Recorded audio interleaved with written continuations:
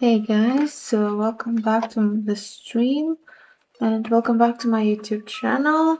I hope you're doing great. I hope your week is going well, and I hope that you have nothing unfortunate issues or unfortunate bullshits, like I like to call them. More than yes, YouTube channel was out too. Really? My YouTube channel was out? Or good morning, I'm just getting to say hello before I had to work. Hey, Steven, welcome to the stream. I hope that you're having a good day at work. Good luck, and I hope it will treat you. I hope the work will treat you nicely. Before we switch to game, I want to switch to chatting screen for a moment. Specifically to talk a little bit about these issues. Also, my avatar is not changing emotes. Hold on again. Hold on. Oh shit, my avatar is broken again. It cannot change emotes. Hold on.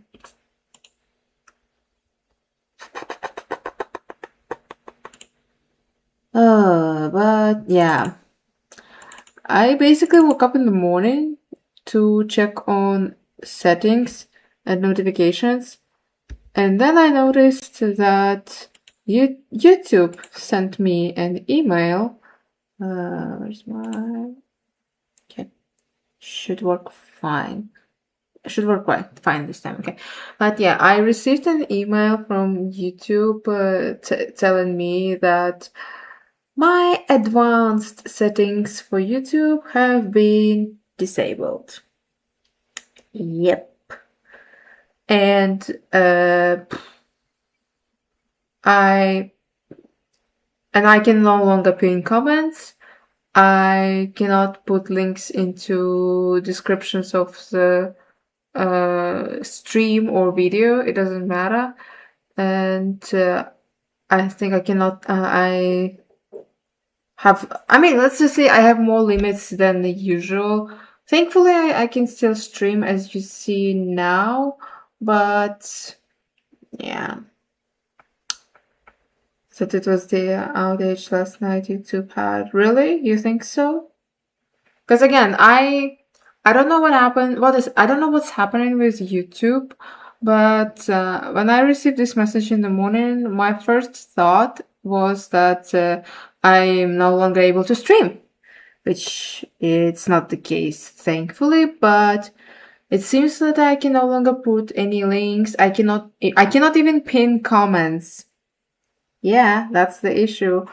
So, and YouTube suggested me to build a good proper history, popular history or something like that. I don't know what it's called. Or simply make videos and or give ID verification, which is fuck you, YouTube. I'm not gonna do that. So yeah. I tried to appeal. So I try to appeal by clicking on the version where I can just and you know what's funny? You know what's funny thing?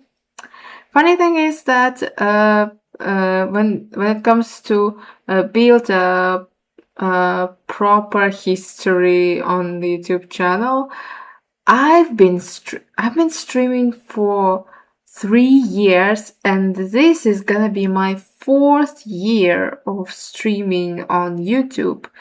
So unless there's something that YouTube didn't like in me, they literally could let me know. But guess what? In a tradition of YouTube, they do not explain what happened, what kind of community guideline I broke for them. Of course, they did not explain it to me. Fucking bullshit.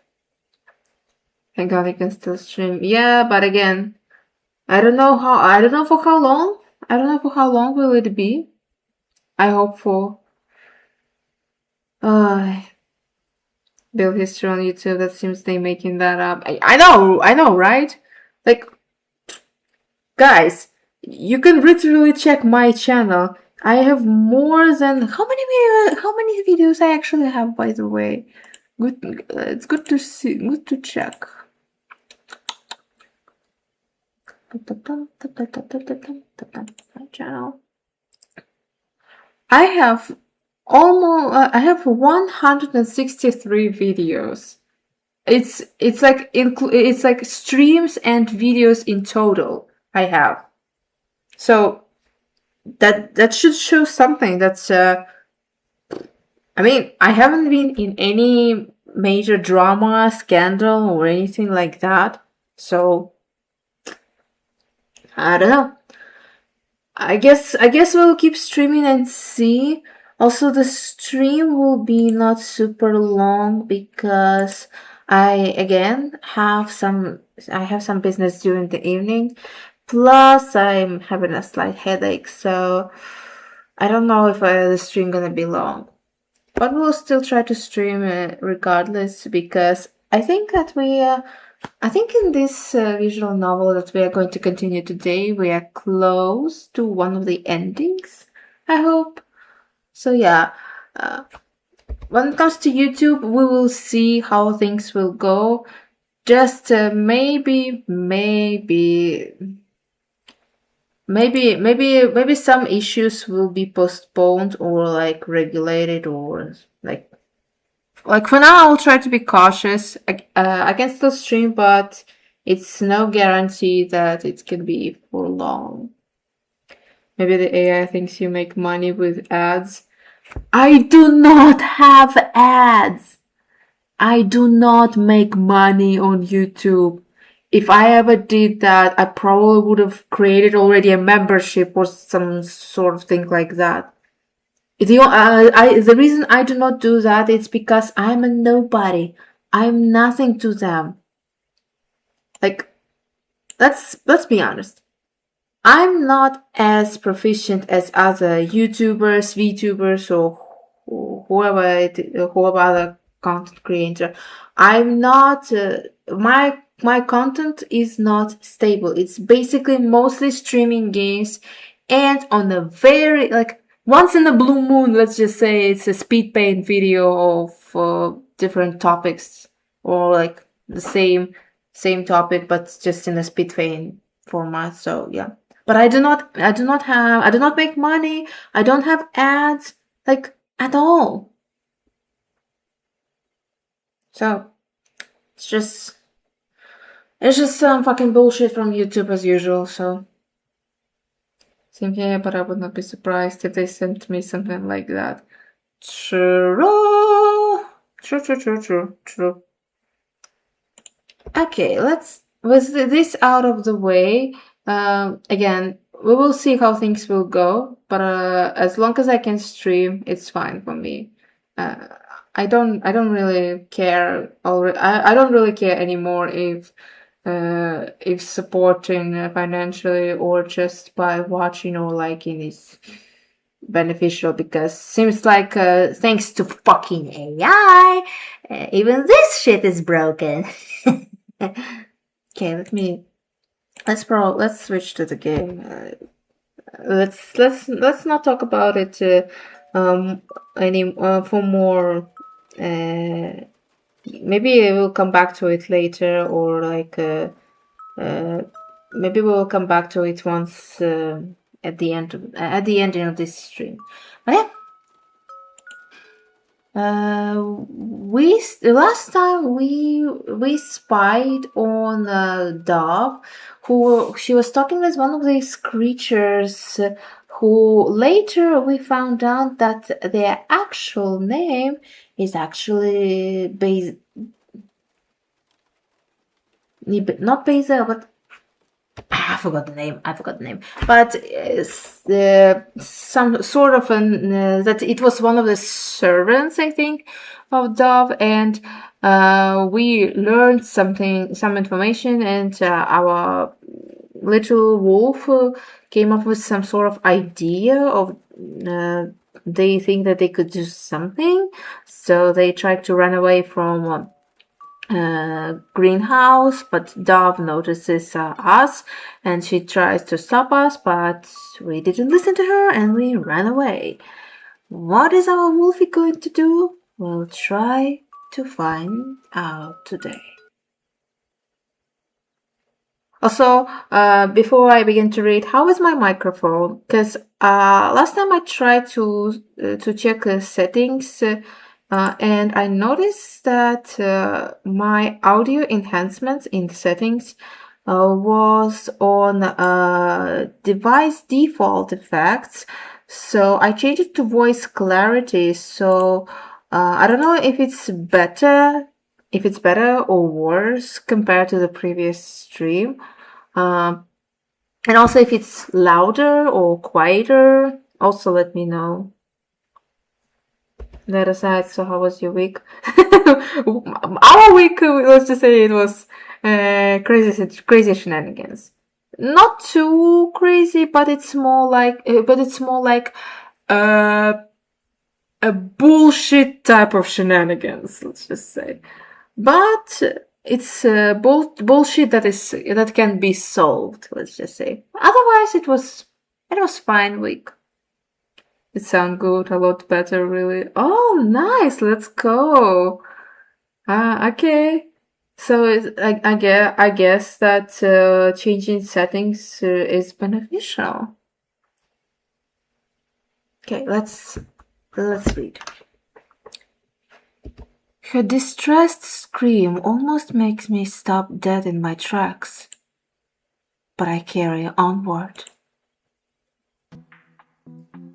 I race into the study and skid to a halt in front of the box under the table.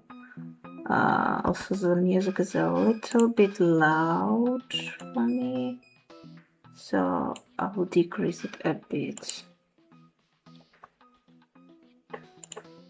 I hear the thud of footsteps running after me. Using my paws, I claw and shove at the chest until it falls over and the lid pops open, spilling the contents out. I quickly scan through the pieces of paper attached to the remains.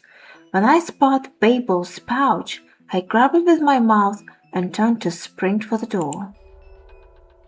Dove stands there out of breath, clutching onto the doorframe. She glares at me and walks forward. Bad dog! Drop it! I clench my jaw tighter and stand my ground. You have to let them be free. I tried to plead to her with my eyes. Dove takes a step forward and I take a step back. She holds her hand out towards me. Give it back. I need it. Bite! Dove lets out a blood-curdling scream when I tear my teeth into her arm. Red blossoms through the sleeve of her white gown and blood drips down her arm and onto the floor. She pulls back, clutching the wound. My ears droop at the sight of the dark drips that cascade down her colorless cheeks. Dove's face darkens and her jaw tightens. She furiously wipes the tears from her face and turns away from me. I stare at Dove's hand, but something behind her catches my eye instantly. Dove twists her head around. We both see Babel lumbering through the hall, holding an arrangement of flowers. I can see her bleeding arm get shoved the back of her mind as it falls limp at her side. She starts chasing after the ghost, and I am hot on her heels behind her. So Basil is actually trying to set these ghosts free. Huh. Okie dokie. The two of us step out into the hallway and trail after Babel. Babel takes its time moving around the manor. Fly. It's annoying a bit. It stops at every empty vase on the table and places a fresh flower in each one, slipping into rooms and adding pops of color to spaces devoid to it. Dove and I observe it without saying a word. With every flowery addition, Babel brings brightness to even the darkest corners. When it finishes its rounds, it returns to the rooftop. Babel kneels before a cluster of violets and toggles a leaf side to side until it's pulled free from the soil. It then stands up and moves to a bench, wrapping one of its tendrils around a small knife in the process. It makes a small cut on the stem, then gently places it in a jar of water. I look up at Dove, who watches with lowered brows and narrowed eyes. I lift a paw and brush it against her skirt. She looks down at me from the corner of her eye. I take a deep breath. I face her. I tip my nose up with the Babel's belongings still in my mouth. Dove lowers her hand and I drop the pouch into it. I then look back up at her. Your friend works so hard to bring you peace. Don't you want to show it your appreciation? Dove's breath hitches and her lip trembles. She stands up straight, dragging her feet towards the lantern she had placed near the rose bush. I follow Dove from behind. She slowly kneels before the fluttering flame encased in the glass. She calmly opens the lantern door and silently watches the flame with Babel's pouch in her lap. I can sense her mind racing behind her eyes, desperately trying to dig her nails into any excuse that will delay her next move. Her throat bobs, then she turns her head to look back at Babel. It hovers around jars of other propagating plants, none of the wiser to what she's about to do. Dove faces the lantern again and squeezes her eyes closed. Oh, she really threw the pouch to burn it. Oh. But it would seem she tried to bring them back as well, but not how she wanted. Exactly. That's the thing. You cannot return someone from death because it will not be the same as before. It's basically like you recovered the body, but the soul is already gone, and the body is stuck in what's left as the remains of it, as the remains of the soul. Let's just say.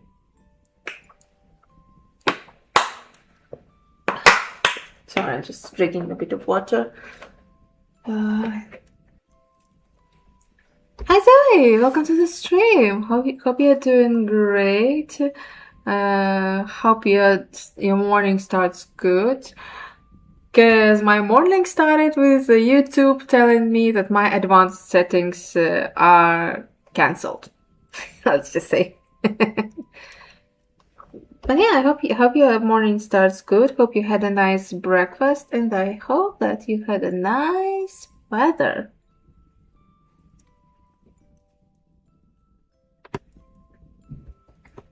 When she opens them again, her face is collected. She carefully brings the pouch to the fire and holds the edge in it until it catches. The brightness of the flame reflects in her pale eyes. She places the burning pouch on the tiled floor, and we both watch the silk bag organically burn away, revealing the teeth inside it. The teeth? Ugh. Gross. I'm doing well. It's almost night for me, but my morning started good. Oh, nice! Let's go.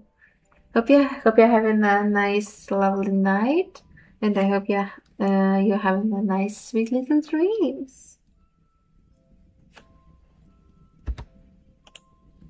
They burn slowly, so slowly that I wonder if they'll even be able to burn. Dove does not turn away to look back at Babel even once. Then finally, all that's left are ashes and tiny shards. My eyes widen as Dove scoops up the remains in her hands. She shows no sign of pain as the cinders singe her palms. She transferred it all to one hand and takes a deep and shaky breath before crumbling the remains. Out of nowhere, I hear the faint sound of wind chimes. I look around, wondering where the sound had come from, and find nothing. Perhaps I just imagined it. Dove pours the ashes onto the floor. I look behind her. Babel is gone. So we set him free? For real? Or her, I'm not sure if it was a lady. Probably the lady, because usually when it comes to gardening, it's mostly female who does it. But damn, we really set them free. Thank you. I hope yours will too. Thank you, Zoe. And hi, Marshall. Welcome to the stream. Hope you're doing great. I hope your morning starts well. You've had a nice, delicious breakfast, and I hope that the rest of the day is going well as well.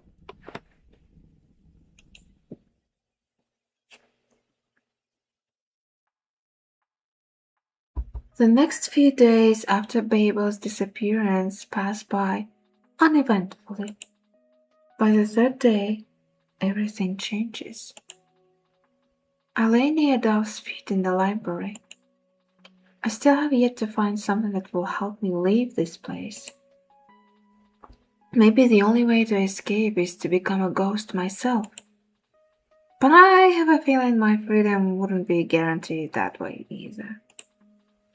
Dove sits at her desk, staring at notes and the days. Her pencil has been completely still for a while now. What the fuck was that? My heart... Oh. Sorry, I... keep changing emotes on random. Okay. My heart stops. Dove's head snaps up. That sounded exactly like the front door from the day I came here. Don't tell me we're going to face the big guy. There's a door. There's a way out. And my arm is fully healed. I bottle up and shudder with anticipation. My tail wags excitedly. I grab Dove's skirt with my teeth, wanting to waste no time getting to the door. She crouches down and grabs my snout in her hand. You have to hide! So it is a big guy that's coming up. Uh-oh!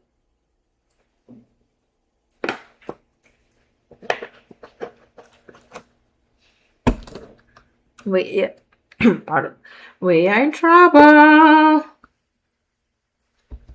I pull back and look at her confused. Why would I hide? This might be my only chance to go home. But when I see the panic in Dove's eyes, I start to wonder why the door has returned. My gaze slowly shifts to the entrance of the library. Hide! Oh, fuck, I should have saved. Can I go... Oh, yeah, I can go back and save. Listen and hide. The floorboards outside the library creak. Heavy footsteps echo, getting louder and louder. I stare at the door, paralyzed. What are you doing? Move! Dove shows me with her hands, and I spring into action. Where should I hide?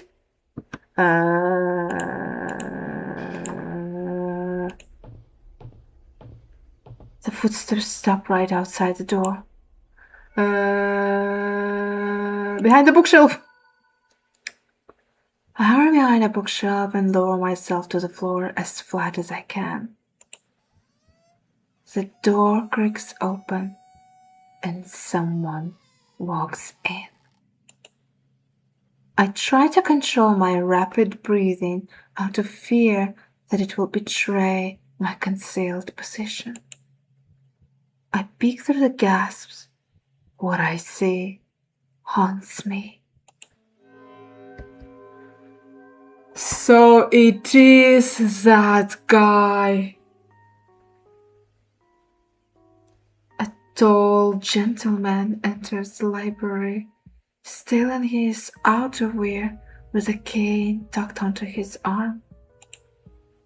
I watch as he approaches Dove. I see her casually step in front of the notes she has scattered on the desk. The man takes off his top hat and holds it against his hip. I feel like my heart jumps out of my chest when I see his eyes.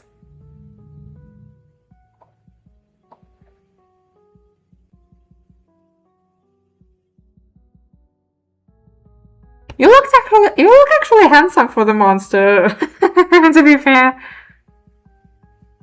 And this hat has eyes?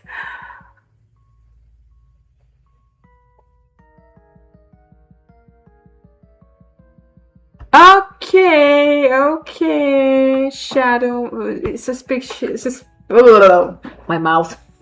Suspicious gentleman who suspiciously looks handsome. I know it's like him. Listen, eat good. He gives me Dracula vibes. And, I mean, be honest with me. Wouldn't you fall in love with such beauty in front of you? If we do not take the creepy eyes hat that he is wearing and stuff like that. Question: how has anyone seen the movie 28 Days Later? What movie are you talking about, Marshall? Because if it's about the Spider-Man movie, me and Thane are going to watch it next week. If it's another movie, then I don't know what movie we are talking about. Which, speaking of the movies, this month I haven't watched a single movie, which needs to be changed because usually I pick one at least a movie to watch. This month, 0 movies, so we gotta change that. Dove resembles him a lot. They both have pale skin and inky black hair that spikes out like a lion's mane. So, is it Dove's father, I assume?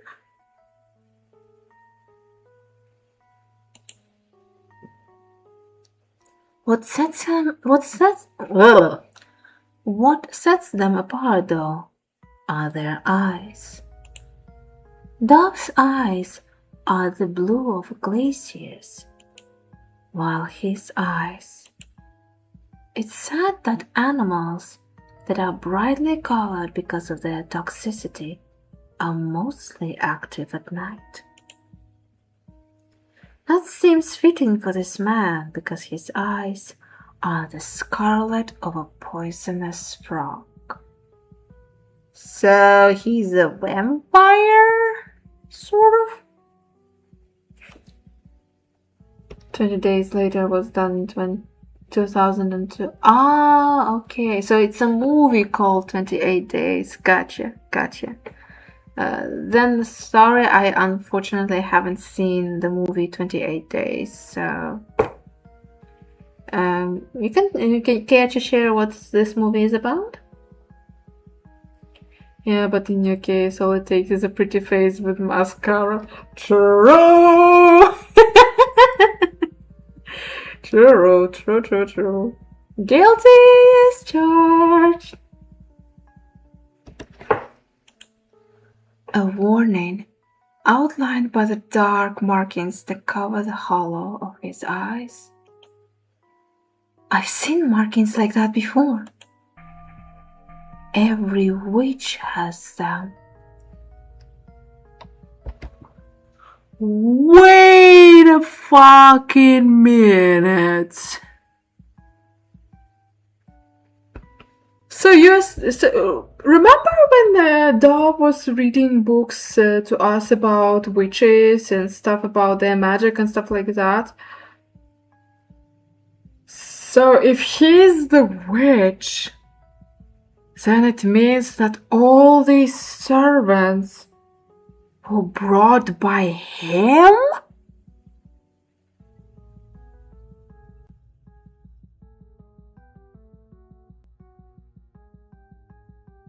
I am kinda speechless, shocked, and I don't know what to do. When he speaks, I almost yelp in surprise. Where is Hypatia? My nails curl. His voice. It was the one I had heard when I had first arrived here. But more importantly, Hypatia? Who is that? Is there still someone I have yet to meet in this house? Curiosities? It unsettles me to think so. So he is the dude that we saw. We just saw his shadow, and look at his hand tattoo. Damn.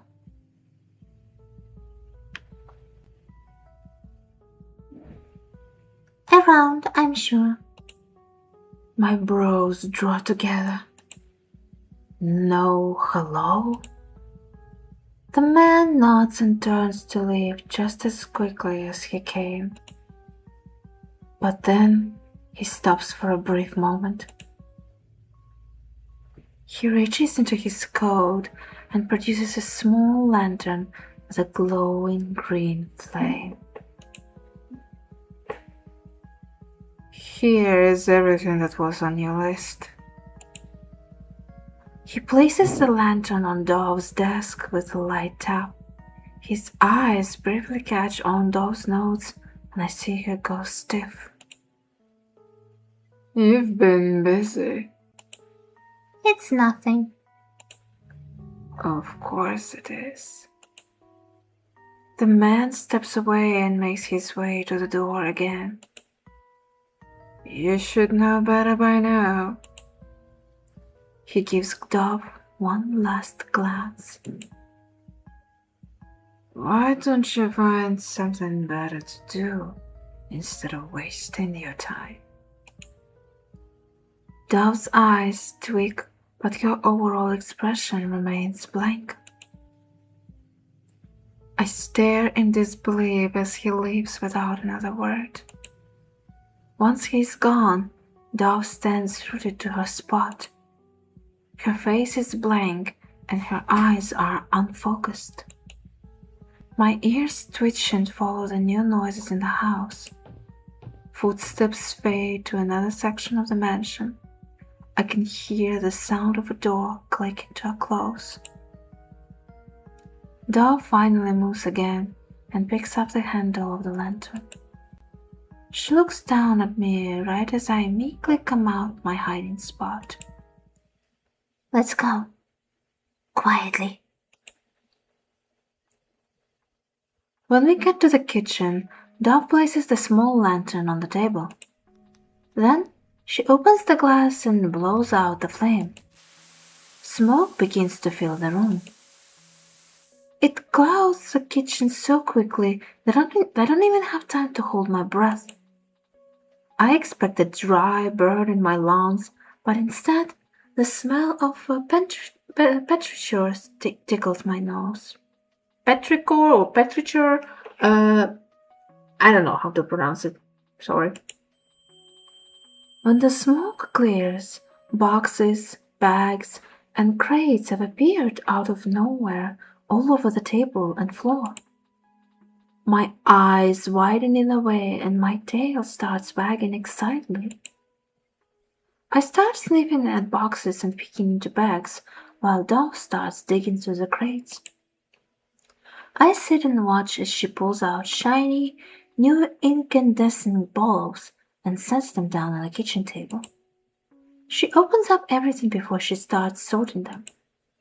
Out of one box, she pulls out a new dress and polished shoes. They are both pretty and frilly, but Dove gives them a sour look and shoves them back in their boxes before moving on to the next thing. I remember the witch had mentioned getting everything on the list, to which I assume was prepared by Dove. Is the new fashion not in her style? Or were they things she didn't ask for? Wait, it's she asked for the dress and shoes? Because she doesn't strike me as a girl who, who is into fancy stuff. Since she shared knowledge about witches with us, so I assume she's more like a nerdy type. And usually nerdy type people are not too much into fashion and something like that. Petrichor is a pleasant, earthly smell that comes when rain falls on dry ground. Ah, I see. That's cool. Okay, let me just...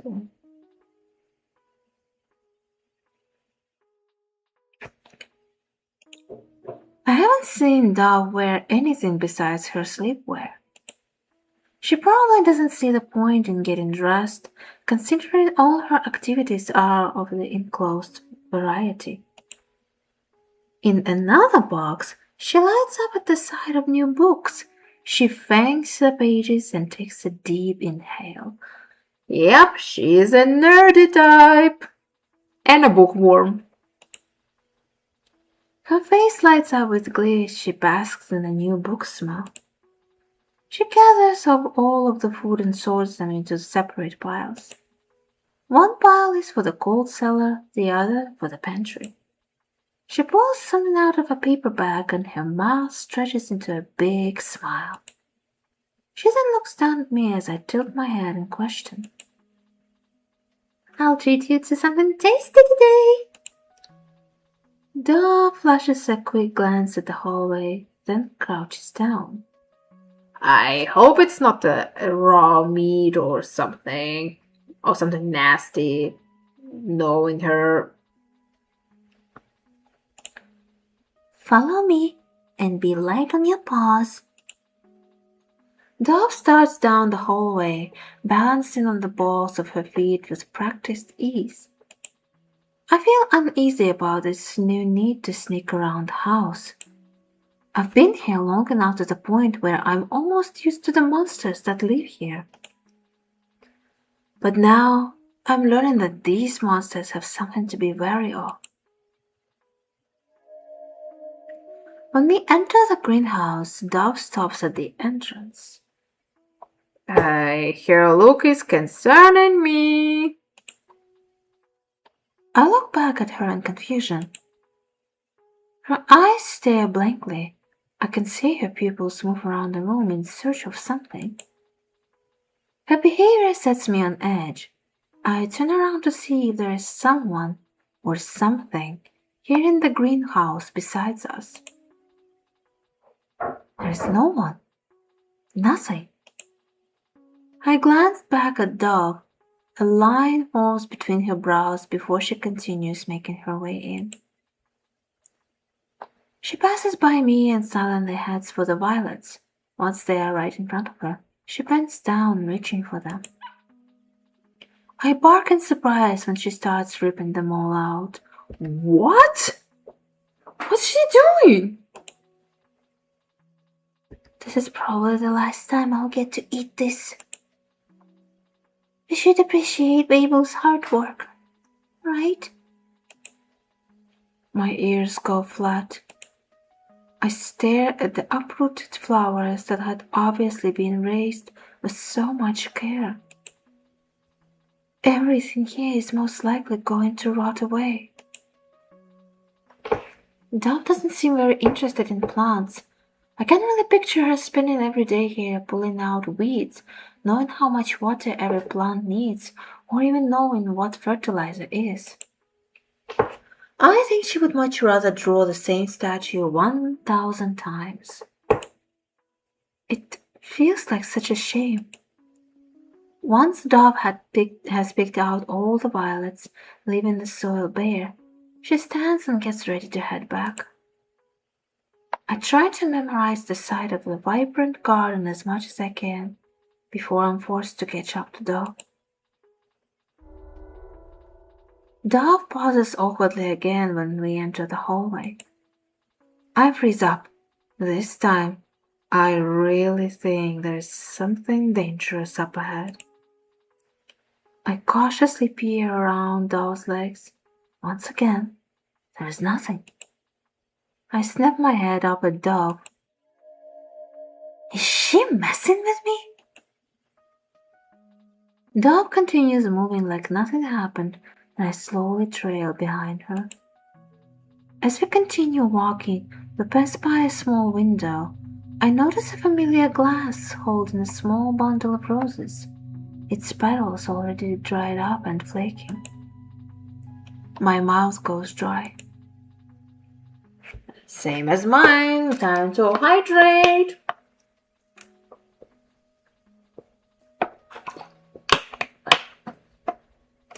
Don't forget to hydrate as well, guys. We arrive back in the kitchen. Dove starts gathering ingredients and ripping the violet petals from their stems. Meanwhile, a pot of water heating over a fire in the hearth starts to bubble. When steam starts to rise from the pot, Dove places the petals in the stoneware pot and adds the boiling water. She places a cover over the pot to let the petals steep, then starts to organize and put away all the new supplies. I watch curiously from the floor. I've never eaten flowers before. Dove completes every step with practiced precision. By the time she's finished cleaning up, the violets are ready to be infused with the other ingredients. So she was eating flowers all this time? All this time being in the mansion? Because I cannot imagine eating only flowers being there. And since this witch gentleman probably brought some stuff that Dove asked, he probably could bring some food, some normal food. So unless it's another of her nerdy stuff she have read in the book, where in order to be a proper witch you need to eat only plants, which is kind of bullshit, but I definitely can see that. Trust me, you would love 28 Days Later. I will try to add it to my watch list and give it a go if I do not forget. Has been really good violets with other ingredients. I cannot say because I have never eaten flowers. So if you have done that, you can share expertise with us. Because again, I cannot imagine eating flowers for real.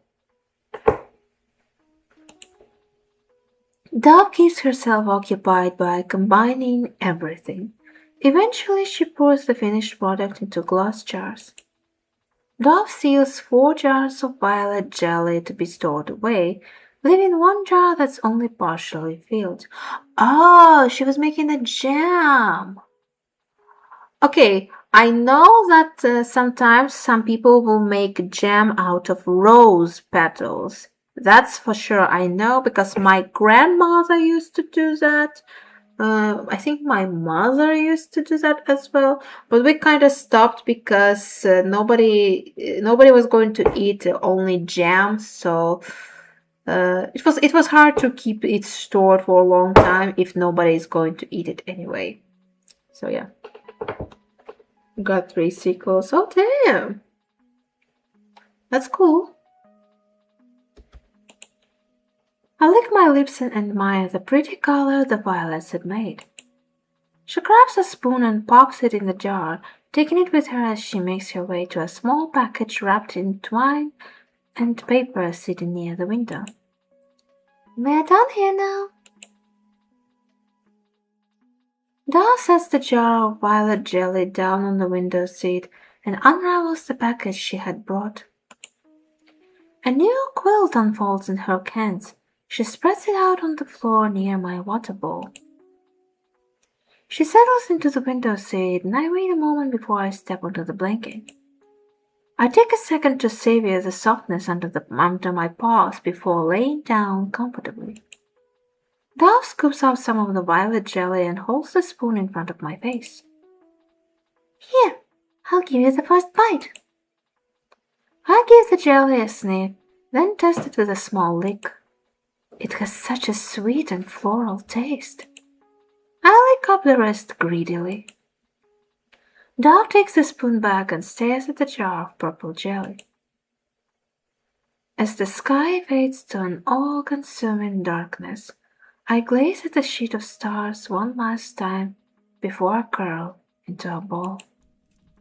I can hear the soft crackles coming from the candle that Dove lit earlier. The sound soothes me, and soon enough, my eyelid starts to feel heavy. I rest my head on my paws and curl my tail around me. I hear Dove's spoon scrap into the glass jar. Then the sound of someone sniffing. Dove's son.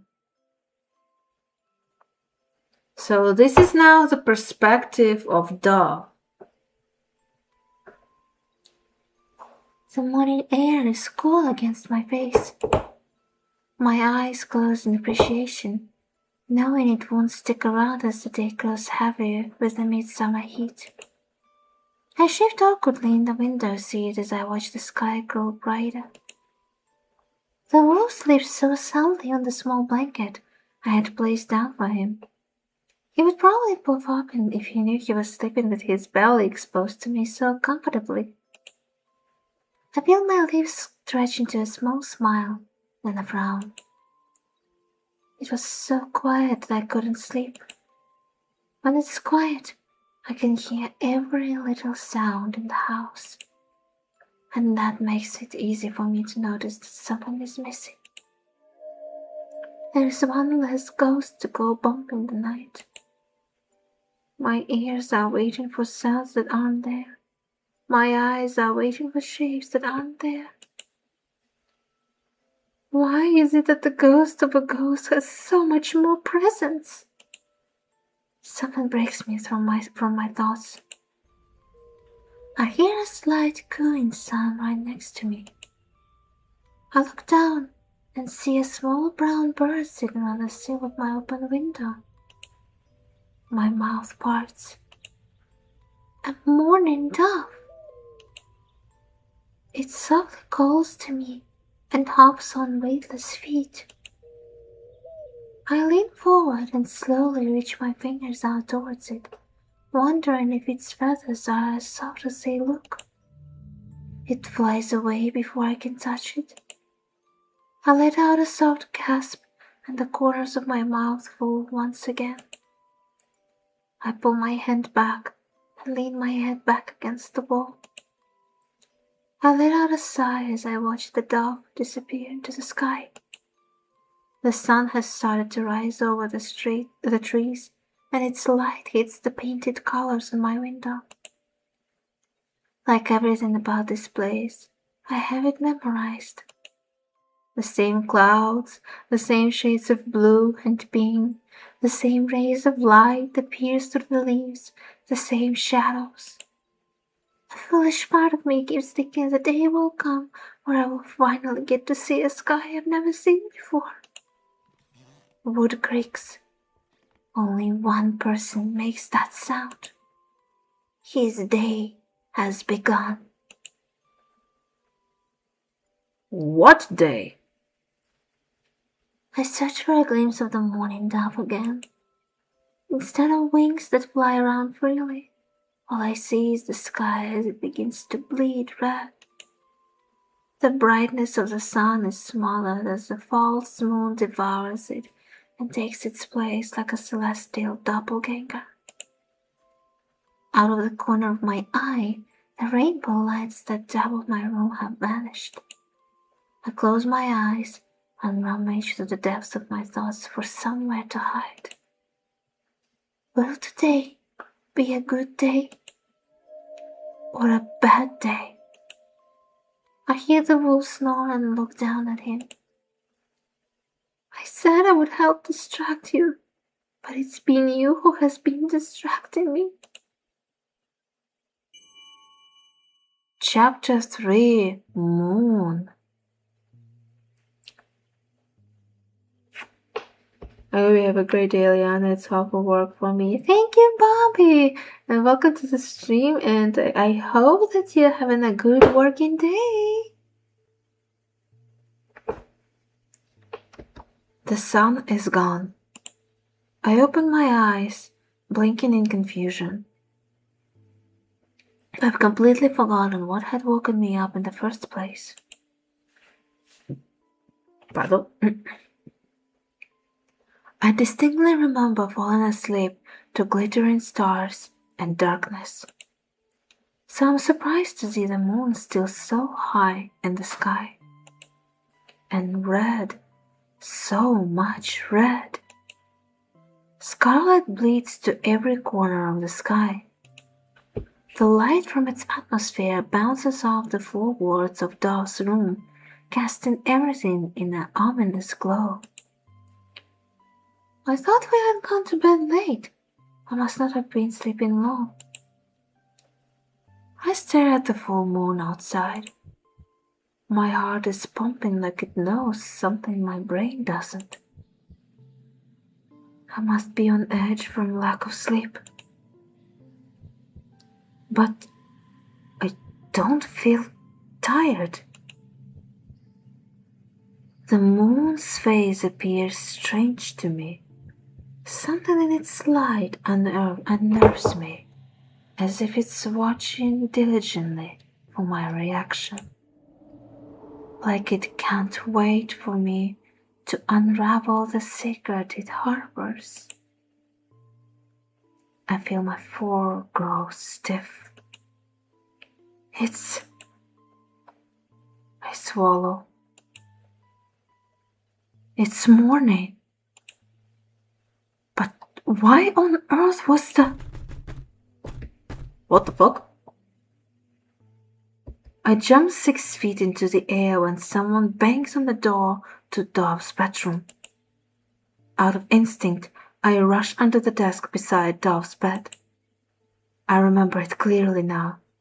It was that exact banging noise that pulled me from my sleep in the first place. Dove suddenly appears before me and clamps a hand around my muzzle.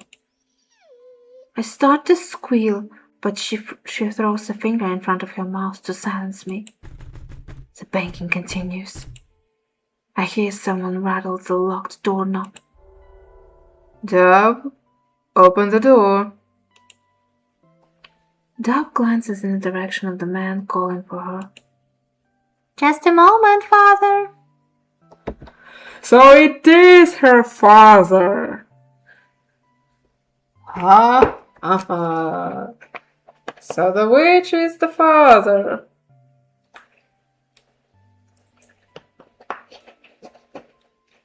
Okay, now I have a question. then, where is her mom?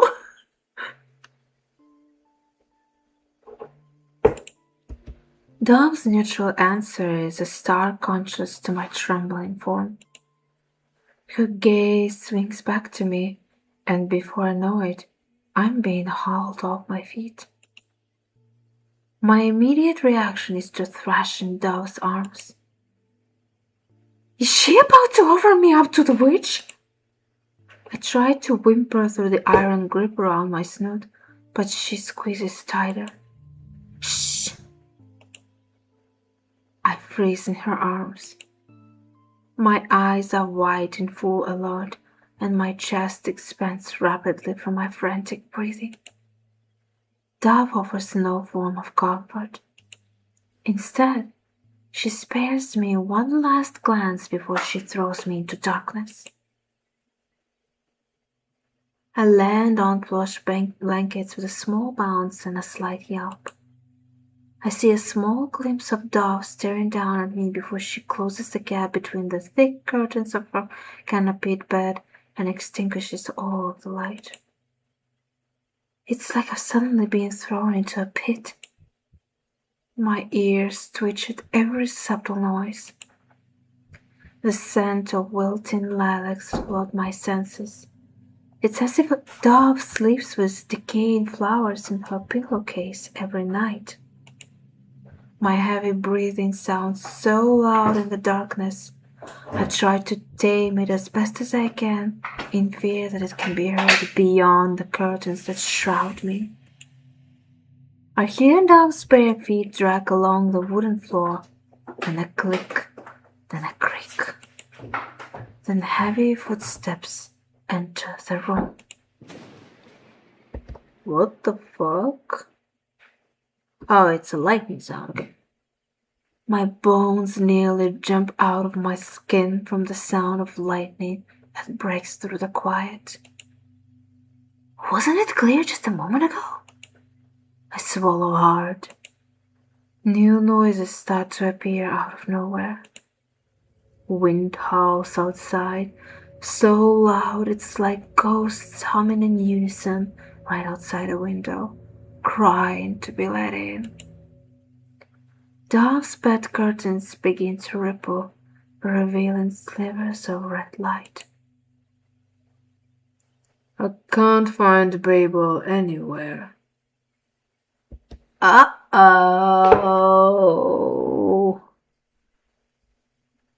We are the ones that set Babel free. Oopsie daisy. My entire body dances when footsteps land right in front of me. The curtains flicker again. Then all I can see is him.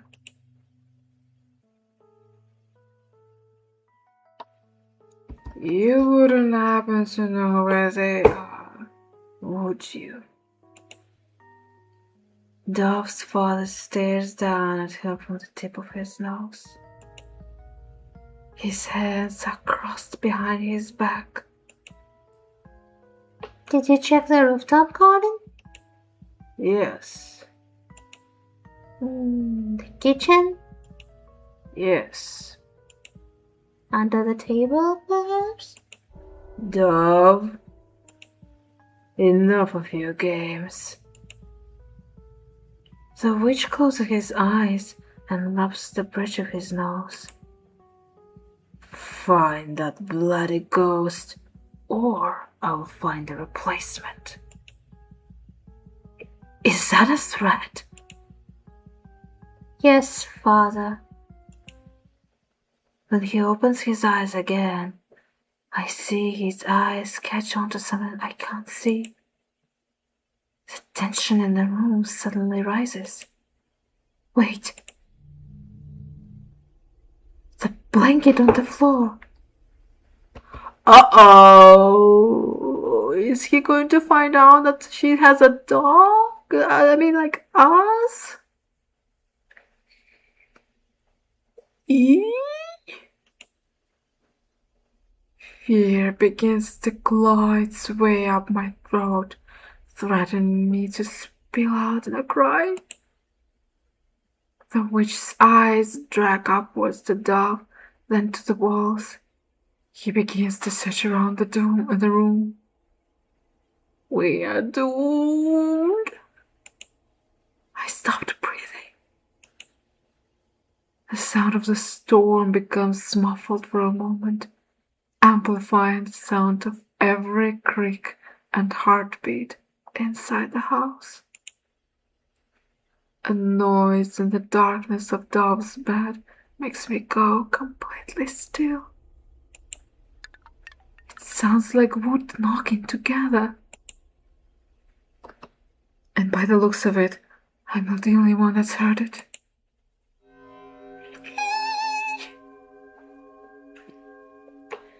The witch stares directly into the dark between the curtains.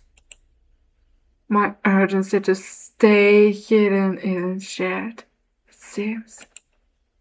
Red eyes peer right at me. Every beat of my heart feels like an eternity passing by. And he looks away. I think it's fair to consider myself the biggest fool of all time, considering where I've landed myself.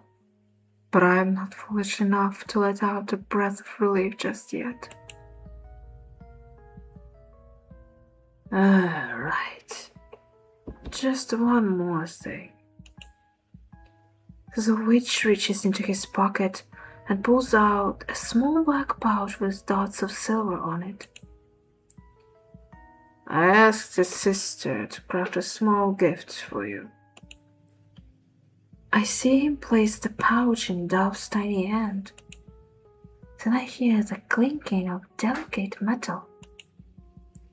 Thank you. The witch nods, then turns and makes his way out, finally disappearing from my view. Now go find Babel for me. I have much to do.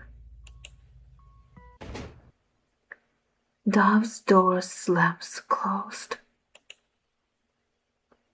Whatever hides with me rattles again from the vibrations of the door, and I take that as my cue to launch myself out from the canopy. I tumble out from the dark curtains and slam right into the pile of books, sending me into a dizzying heap on the floor. Once the ache in my body wanes, I shake my head to get my bearings back. Dove's room was already a mess, but now it looks like a hurricane has swept through it. Stacks of books have been shoved around and knocked over. The furniture has been pulled away from the walls and left askew. Loose sheets of paper cover huge sections of the floor, leaving little paths of clear floorboard left to walk on. How on earth did I sleep while she made this mess? I finally look for Dove and find her standing by the window. Rain beats violently against the glass panels. The storm outside rages in full force, and the temperature in the manor has dropped significantly since yesterday. Dove holds something up close to her face that reflects the bright white of the lightning outside. A bracelet. Tiny charms hang from the thin silver chain. A rose, a sun, a moon, and a heart. Wait, so remember the chapter's name? Rose, sun, moon, and heart. So I guess that our last chapter will be the heart.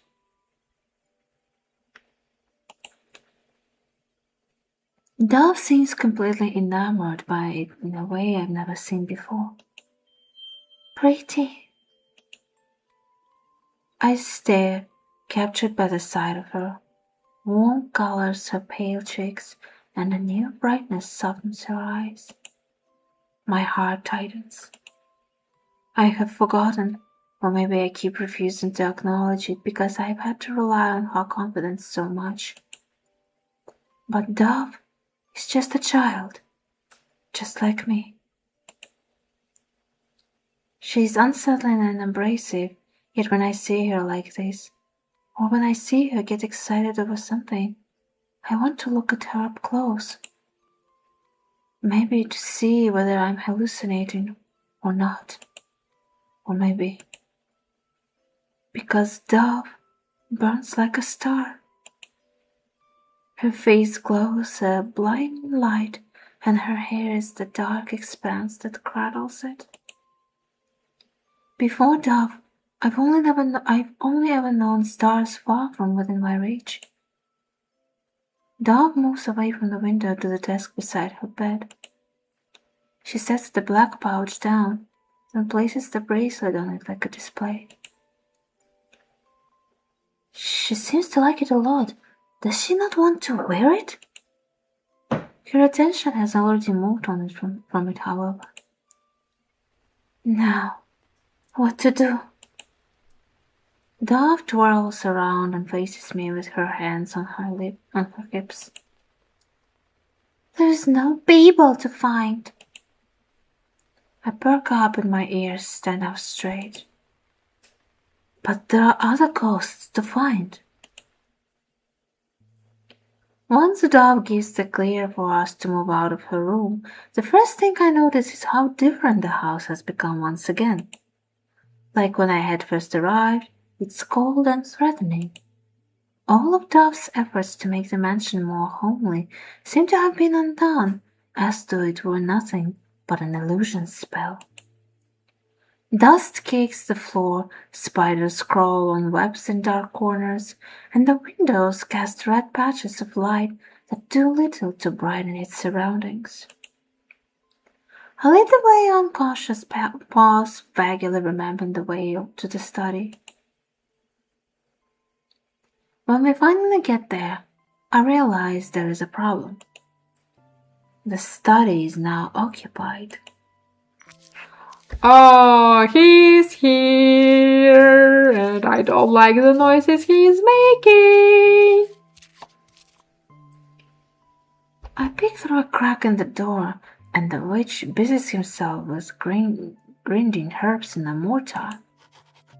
To his side, I see a floating quail pan moving on its own, jotting down notes he mutters under his breath while he twists the pestle. I look under the desk he works at and spot the chest with the ghost remains peering out of the shadows. The day after Babel left, Dove had returned to the study to put the chest back in its place. I didn't anticipate sharing this space with its owner so soon, so the thought of taking the chest didn't cross my mind. Dove hovers above me and takes a glimpse inside as well. Her expression turns green with shock. Wait, you're not thinking of getting the rest of the ghost's belongings, are you? I nod eagerly. Her eyes grow wide.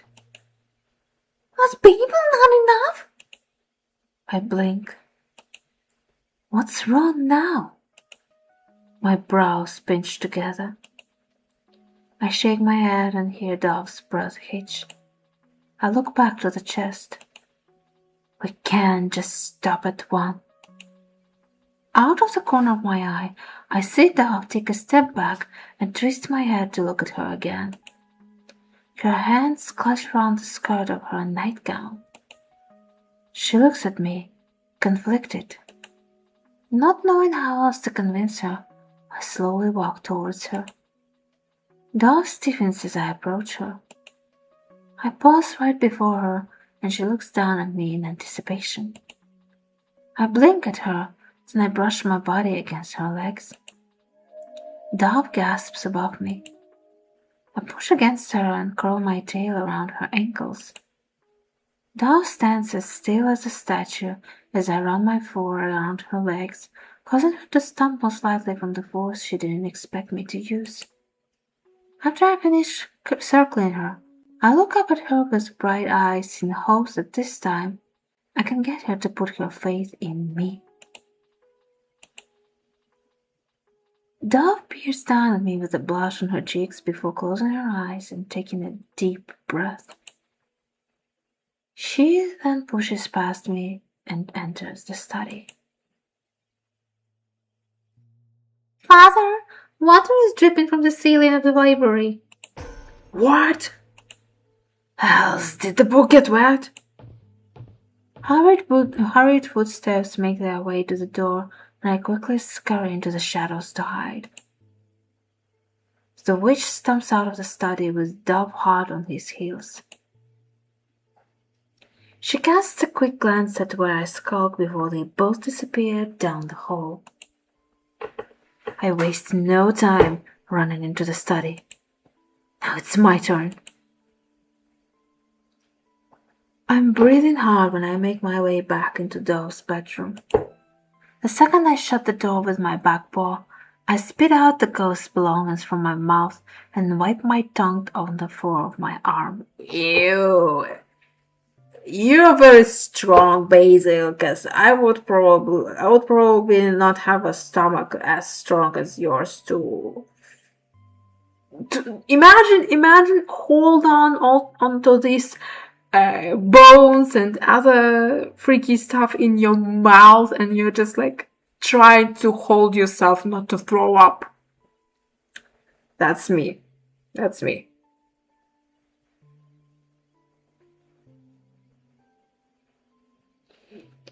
Ugh. I look at the pouch, bundle of hair and bone on the floor. Oh God, I hope that wasn't disrespectful.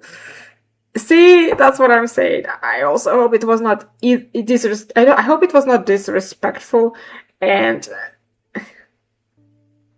remember, he got no hands. I know, but it's still gross. Blah.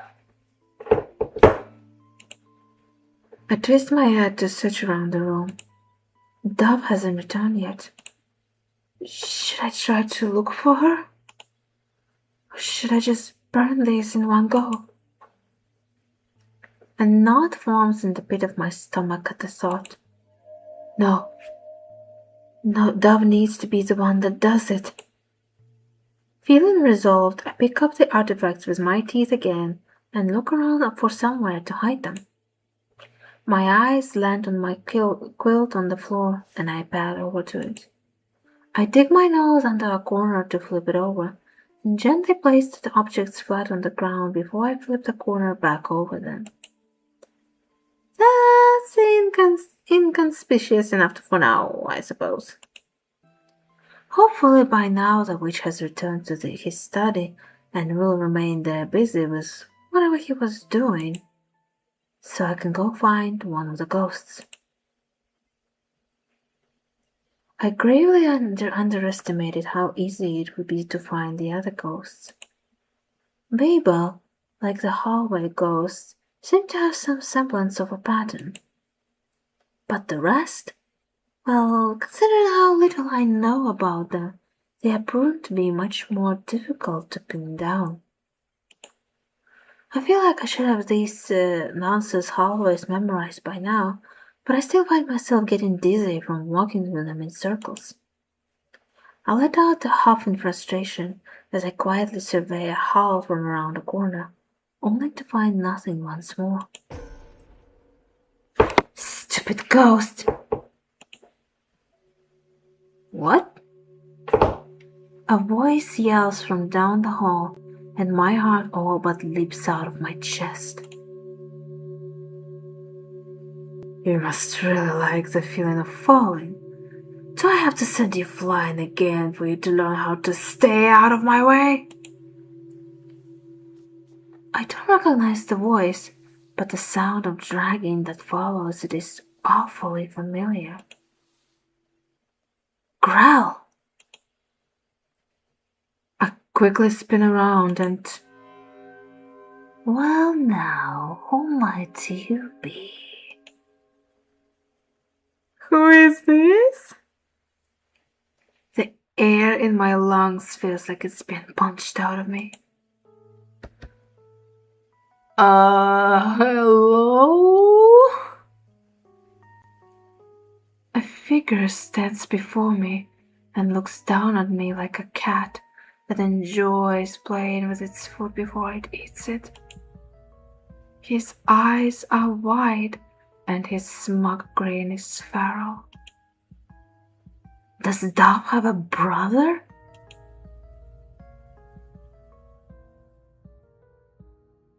Because this boy looks just like her. The only difference is a smudge of dark markings around his blood-red eyes. It can't be. There's another witch here?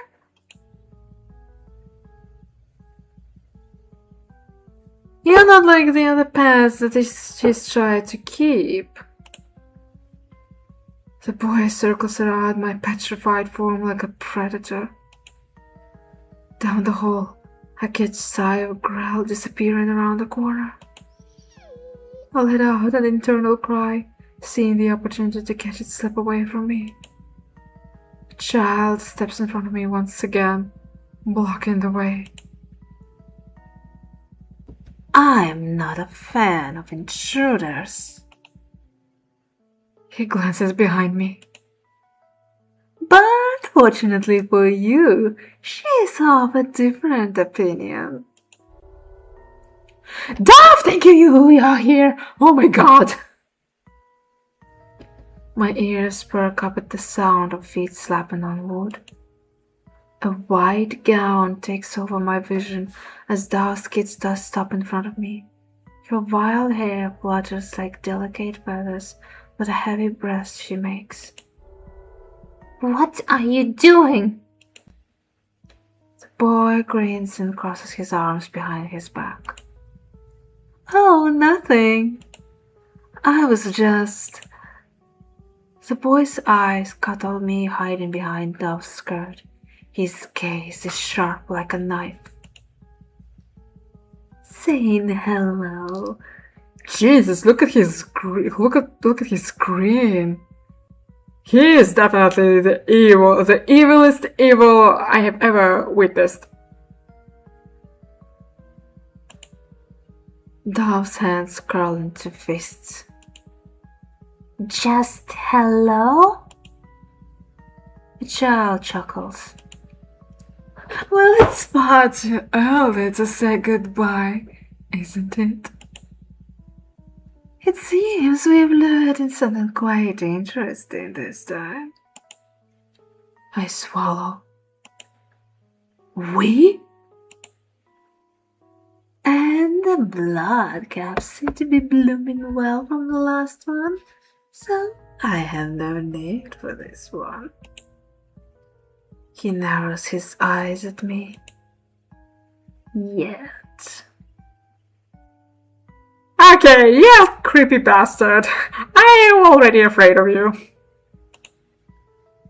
I can see Dove go rigid. The boy bends at the waist to see me better, but she steps in front of me to block his view.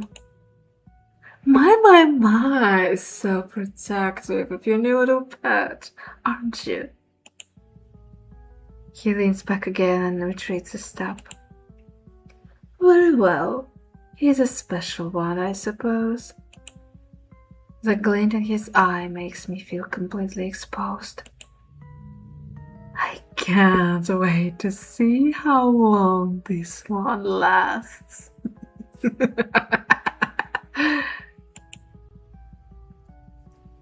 Dove seems to take that as a sign to hightail it away from this boy as she swifts me off the ground and crushes me against her chest.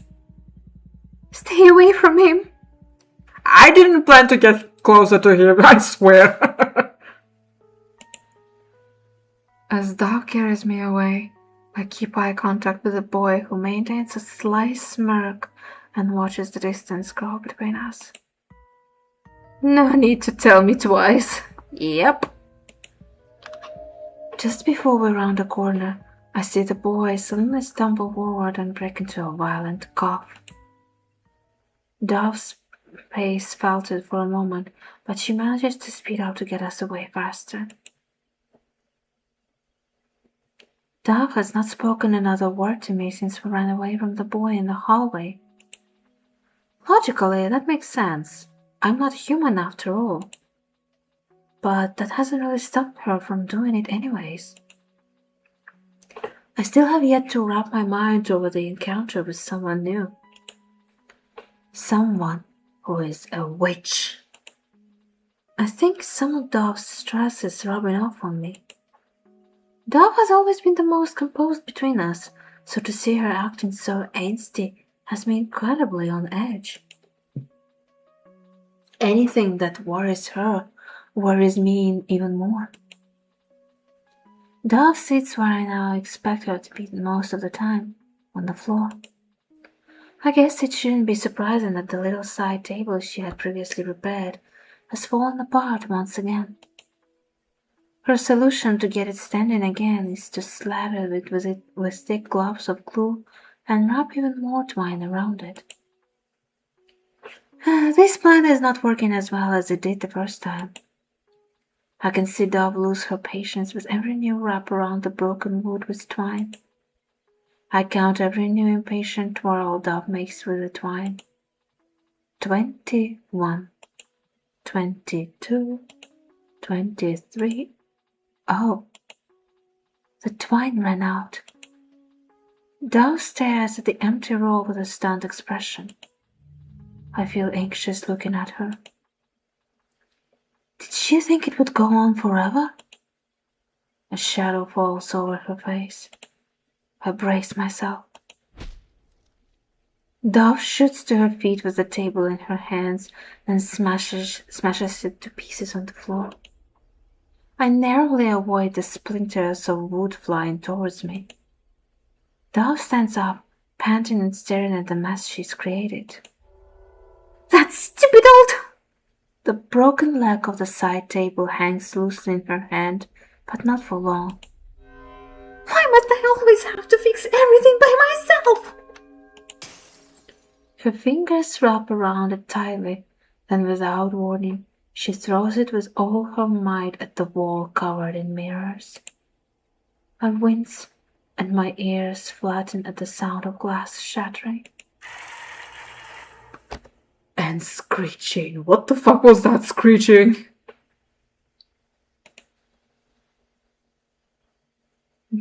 Dove's hands fly to her ears to smother the screams that comes from the broken mirrors. Are there demons inside the mirrors as well? Or ghosts or something like that? She pinches her eyes together before opening them to throw a smoldering glare at the reflective shards. Quiet! I've never seen Dove lose her temper like this. Somehow, I can almost completely ignore whatever on earth had created that screaming, which had quickly died down after Dove's scolding, in favor of watching her pace circle into the floor. The more time I spend with Dove, the more she gives me with a side of her I've never seen before. At this point, I could feel a room of portraits displaying all of her complexities. Dove terrifies me so much. But at some point, the fear I felt for her changed from the kind that makes me want to run for the hills to the kind that makes me want to stay and see what happens. What do I do? What do I do? Dove gnaws on her thumbnail as she paces back and forth. A deep wrinkle forms between her brows by the time she finally slows to a halt. Dove stops chewing on her nail and looks down on me.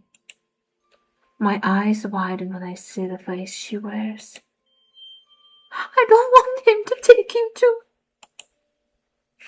I see tears line Dove's eyes, and my heart sinks. She sniffles and wipes her face with the sleeve of her gown. The fear on her face disappears when she brings her arm back down. In its place is a fiery determination. Dove storms out of the room, leaving the dining room looking far more chaotic than when we had first arrived. Something about the sight makes my heart start to race. This whole time, I've been searching for any little crack in the wall that will lead to my freedom. Maybe I've been trying to break open the wrong thing. Dove makes her way to the supply closet in the hallway again. She yanks it open with both hands and hunches down to dig for something. Her eyes light up when she finally finds what she's looking for. I hear the sound of glass rattling. I brush against her side and look at what she's found. Dove takes out a jar with what appears to be glass beads and charms. I tilt my head curiously. She retrieves a couple more items from the closet before we make the journey back to her bedroom. The moment we reach Dove's room, she makes her way to the clearest spot to sit on the floor and faces her back to me. I startle when I feel a lump underneath my blanket as I settle into it. Oh, right, the ghosts. I was so close to getting to Grell, but I think navigating the halls would be much more perilous with that strange boy roaming around. I don't know what his relationship with Dove is, but it's clear they are related. And honestly, I can't say I'm itching to learn more about him. The witch and the boy. All I need to know is that I should stay clear whenever they are near. I look to see what Dove is doing. She seems to be completely immersed in whatever she's doing. My eyes roam around the room. I spot a random book that had been thrown open, probably when Dove had decided to redecorate. Pulling myself forward on my paws, I scoot up to it and trail over the words on the open pages. A book on toxic plants? A yawn forces my jaw open. I blink at the drawings on the page. Oh, I think I saw that flower on the rooftop garden. Oh, we fell asleep. Okay. Dan? My head snaps up. I fell asleep. The gentle tap of rain against the window is the first thing I notice as my senses come back to me from the fog of sleep. My head turns to look outside. Surrounded by grey storm clouds, the moon continues to hold watch over the manor from the exact same spot as earlier. Everything about this place feels like I'm stuck in a nightmare. Maybe I'm actually still at home right now, being carried to bed by my grandmother, and this is all just a bad dream. No, I know better. In a world like this, monsters are as common as cats. A shuffling sound draws my eyes away from the window. I look over at Dove and I watch as her back straightens. She stands and makes her way over me, holding something in her hands. She kneels in front of me, looking nervously at her closed palms before opening them. The shadows from the storm clouds roll around the room like the reflections of waves on the ocean floor. Beams of moonlight break through and bounce on the object that hangs from Dove's fingers. It's a necklace. Messily arranged on a red string, with mismatched glass beads that hug a small leaf ornament made of shiny silver metal. The brightness of it contains the small smile Dove wears as she presents it to me. Red adorns her pale cheeks and forehead, sticking out so darkly she almost looks feverish. She sucks in a deep breath. Another deep breath. I can't do magic yet. She lowers her head, avoiding my gaze. But this will help protect you. I stare at Dove, dumbfounded. My heart beats hard in my chest. Dove's fingers tremble around the necklace she had made for me. For me? But what about her? Who protects you, Dove? I glance behind her. Besides the lock on your door. My eyes start to burn as I look back at her. She finally meets my gaze, waiting for my response.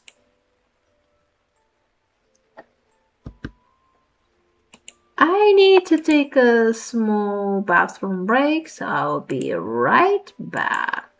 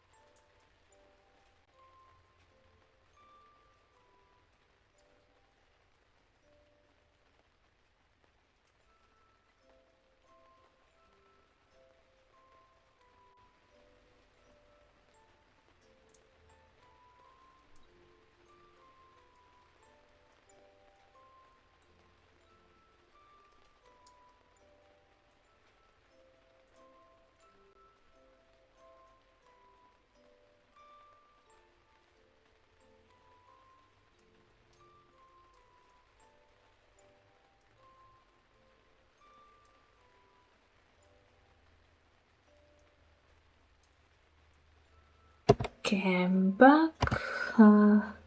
So now we have a choice to accept the necklace or refuse, which seeing how the events are unraveling, I don't think that we should doubt Dove anymore, or at least like rely on her for now, because we saw the witch, we saw the boy, they both have bloody eyes, bloody colored eyes, while Dove doesn't have any of them. Hi Greg, welcome to the stream. Hope you're doing great. Hope your morning is going fine. But yeah, I don't think that we should doubt Dove. Oh, I mean, she's the only sort of decent person in this mansion whom we could trust, so I think I will accept.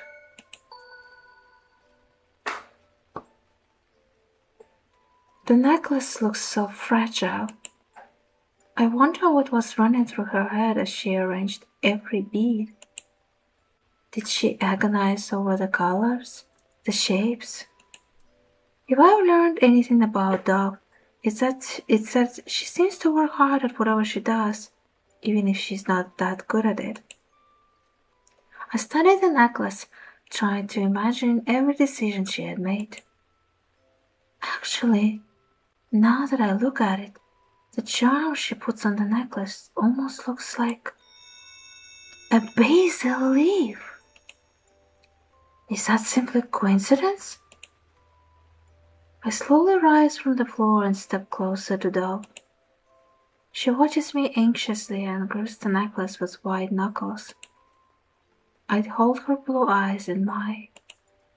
Then I lower my head towards her. I hear Dove breathe a sigh of relief. Oh, just look at this cute drawing! Oh, this is so adorable!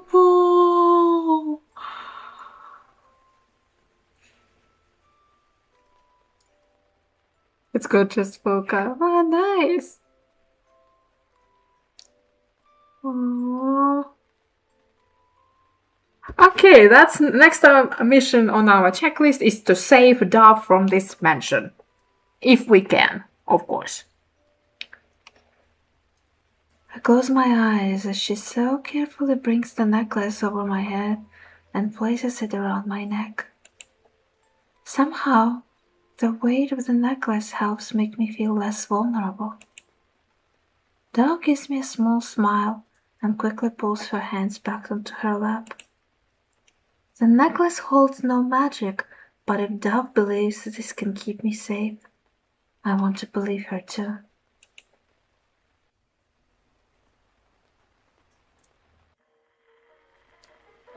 A loud noise bolts me awake. What is happening? A quick glance at the window shows calamitous storm clouds that roar and light up as branches of lightning. What the fuck is this music?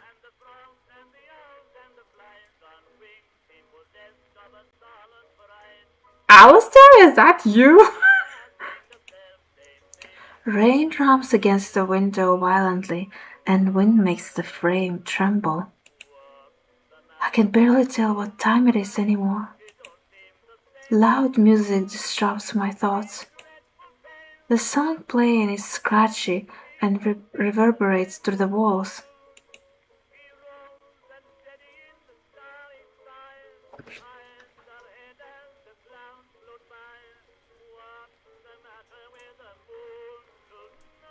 Sounds kind of Slavic. No, it's definitely English. I can hear English words. But it definitely sounds like Alistair singing, if you know from Husband Hotel. I'm surprised they don't tremble from how thunderous it is. My ears press flat and I reach my paws up to dampen the blaring noise further. Loud thumps and a voice accompanied the music. What the hell is going on? I watched the door and considered double checking to see if it's locked. Fuck! Fuck's sake!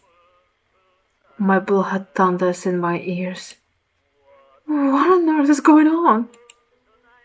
Laid so exposed on the floor makes my skin crawl. The air feels uncomfortably warm and damp. The heat makes everything in my visions shimmer like infernal illusions. I swallow and search for Dove in the dark. Abnormal as she is, I can't imagine anyone being able to sleep in these conditions. When my ears pick up the sound of tapping, I know my suspicions are correct. What are these whispers all of a sudden? I find Dove kneeling at the foot of her bed. The sigh of slightly opened curtains behind her catches me off guard. It's heavily shadowed, but I think it looks like something is moving inside of the canopy. Fear pulls my gaze away. I focus on what Dove is doing. The clouds part just enough to let it streak of red into the bedroom. The sigh behind Dove makes my heart rate jump. Rotting limbs and branches of hands manifest out of the shadows. Not approaching, just lurking, and for some reason, they are very low vocal tonight. Gurgling growls, strained groans, and the sound of grating glass grow louder and louder, as if competing against the other noises that violate the quiet of the night. My paw taps around my blanket until it finds a small lump. They are all gathered here. My eyes flick to Dove and widen when I see what she fiddles with. In Dove's hands is a cross, or at least something crudely shaped to look like one. I'm unnerved by the sight of it. Dove tightly crosses together splintered wood with wires and string. She ties the wood together so tightly that chunks break off and litter the floor. It looks like one of the crosses in the graveyard outside. The only question is, who is it intended for? The sounds of the ghosts have started to muffle the loud music. I notice Dove's stiff expression starts to melt into something slightly more serene. My paw moves off of the lump. Now it's not a good time. My arms cross and I rest my head on them to watch Dove work. I don't think I'll be able to go back to sleep.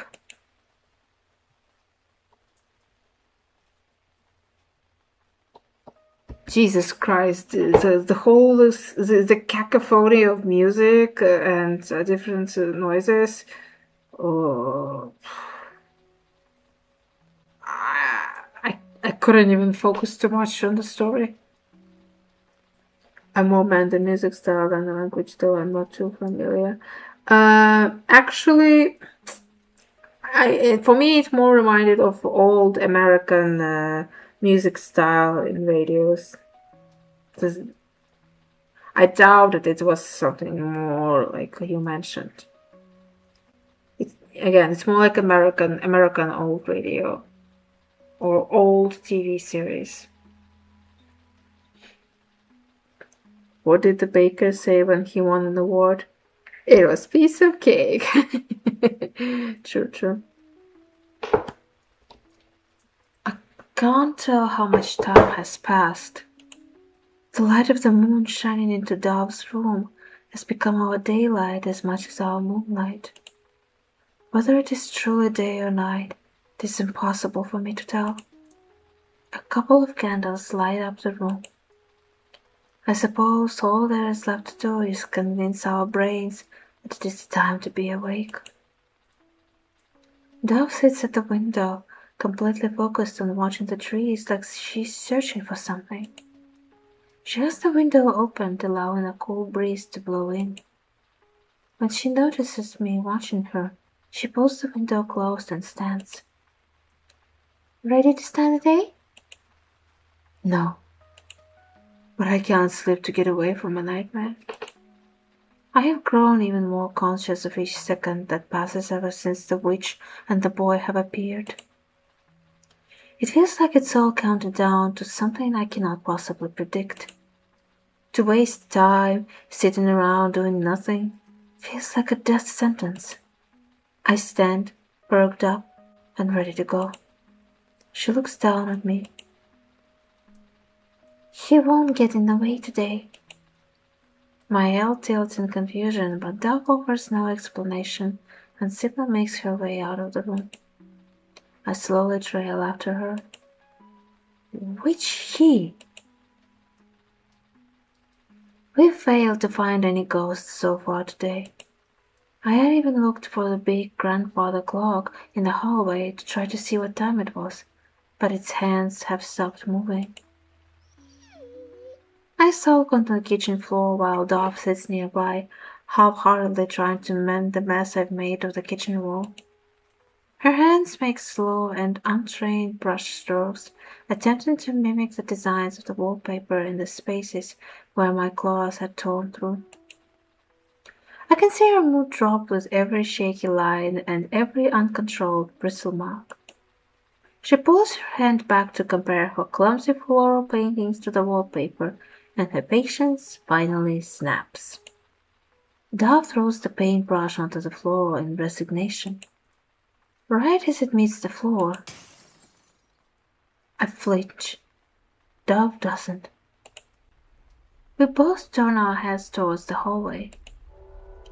A coil of stress unravels in my gut.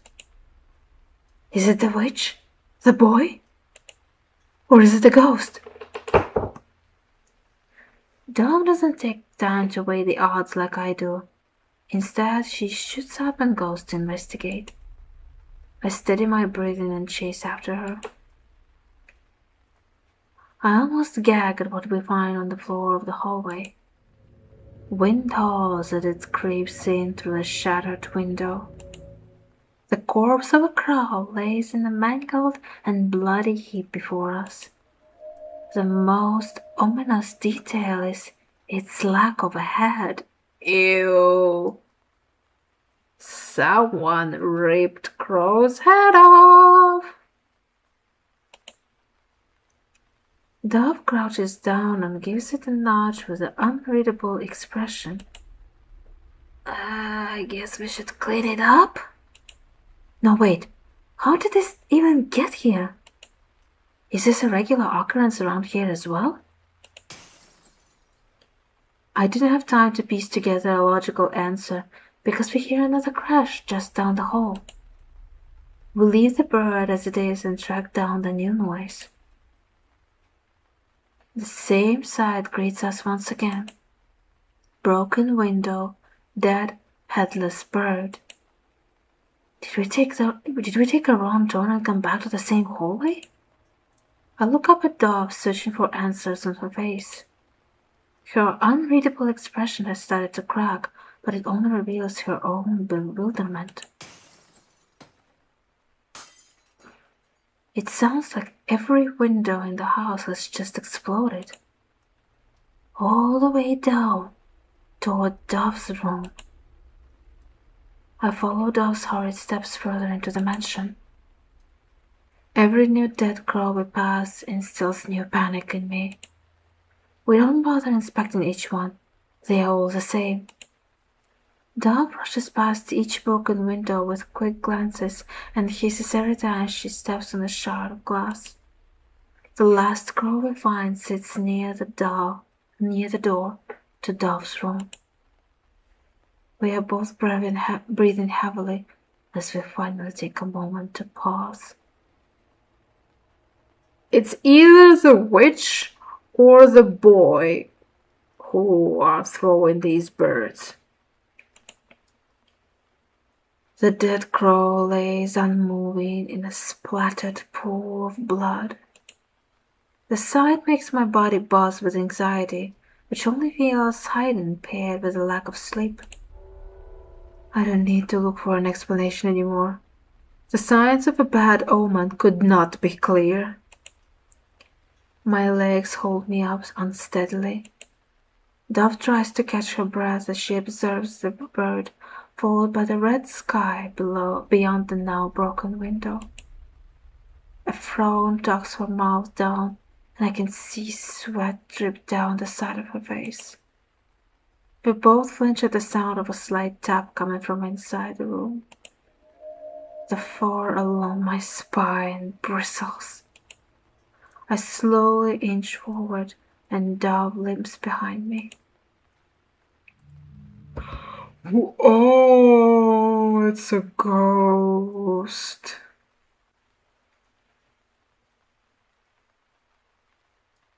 I was prepared for the witch, the boy, the ghost. A ghost in Dove's room catches me by surprise. I hear Dove's breath hitch when she spots it by her window. Its beak taps against the glass. Then the window creaks open. Oh God, Dove didn't lock it earlier. I watch in horror as Growl's limbs start to crawl up the seat of the window. No! Dove bursts forward with her hands outstretched, but she stops just short of touching the ghost. Her hands tremble with hesitation. I can barely breathe. Growl twists its head as if to look at Dove one last time before it finally throws itself out of the window. Dove breaks out of her gaze and surges ahead again. But she's too late. Casper, lol. Don't bring Casper in this bullshit! Oh my God. Her fingers barely even reach the wispy strings that protrude from Growl's long arms as it disappears to the ground below. She stumbles hard onto the window seat, bruising her knees. The sickly sound of crunching bones and splattering flesh reaches our ears. Dove gasps sharply. My eyes are wide, and I feel bile start to rise from my stomach. I approach the window with my heart threatening to explode out of my chest. Dove lifts herself and peers out the window. Her body goes stiff with dread. I let out a shuddering breath, then join her on the bench. When I look down, my stomach clenches. Growl makes broken wheezes where it lays. Ew, I bet it's not a pleasant sight. Its limbs are twisted, and its carnage paints the grass from where its head had crashed against the hard earth. Ew, Jesus Christ. I stare, frozen with morbid curiosity, as its legs twitch in an effort to get up again. Oh, Jesus Christ, it's still alive! Can't die if you're already dead. True. But you can suffer. Dove stumbles back from the window, no longer able to digest the sigh of Growl's state of agony. Her feet tangle in my blanket and she falls backwards onto her rear. She whimpers from the egg, then blinks watery eyes at something. My eyes follow her line of sight and oh,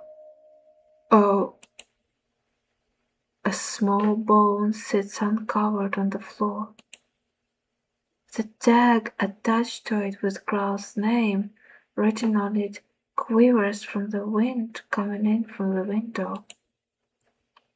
I jump down from the window.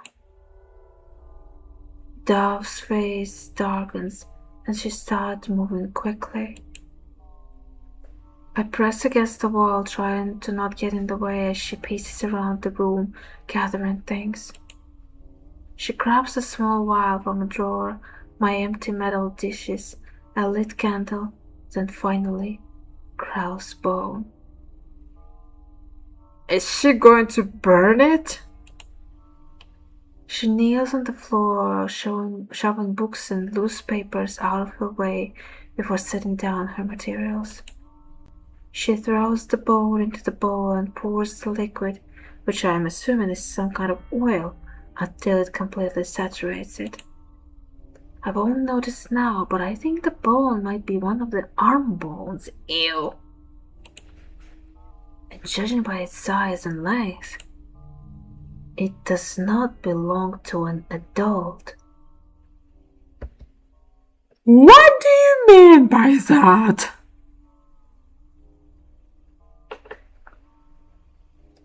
So, all of these... So you're trying to imply to me, Basil, that this ghostly bird manifestation, whatever, was a child?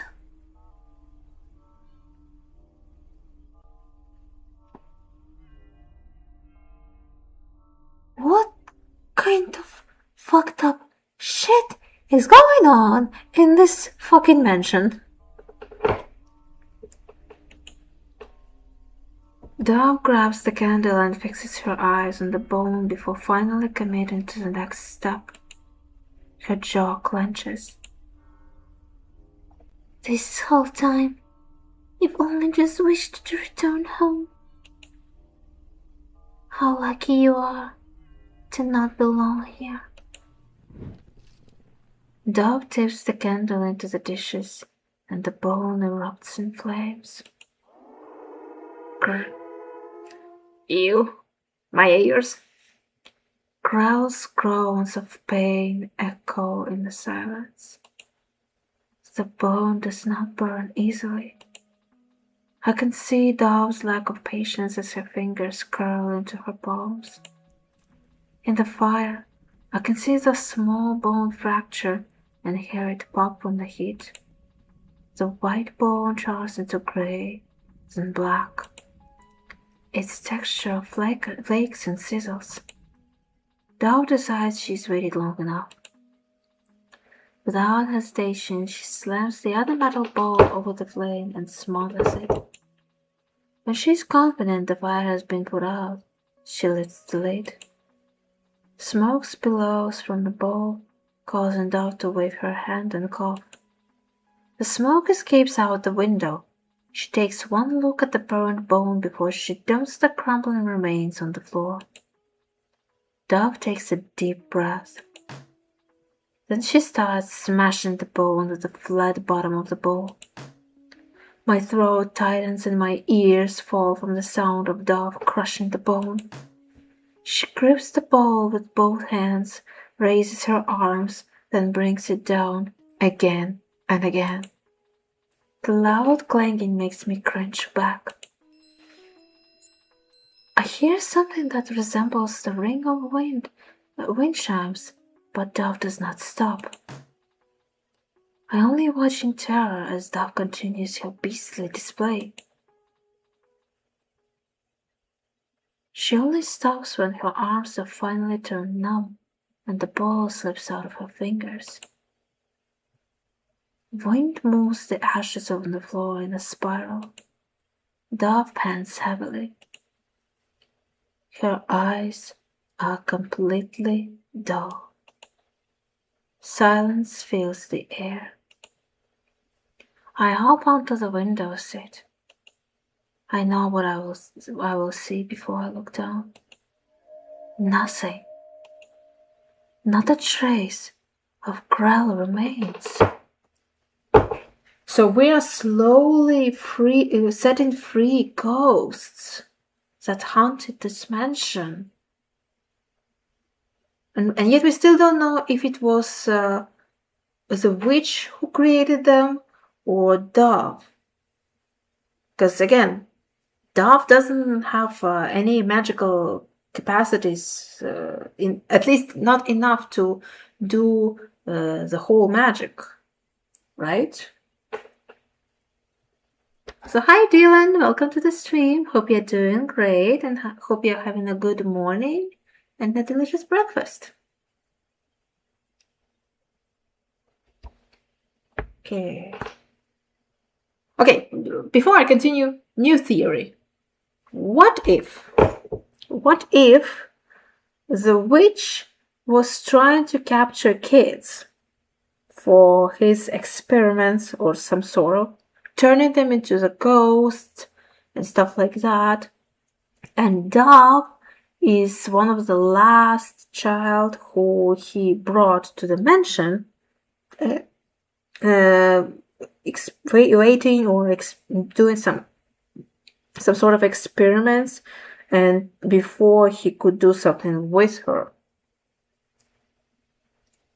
Wait, no. I take it back. This witch is Dobbs' father. Never mind. Okay, new theory. Dove was so enchanted with the magic that she was willing to sacrifice some random kids for it, but now seeing how what a terrible mistake she and her father did, at least she tries, well, thanks to us, to set them free, or at least we started this movement of setting the ghosts free. So the witch guy seems like the one, since he was looking for the one we set free. That's true.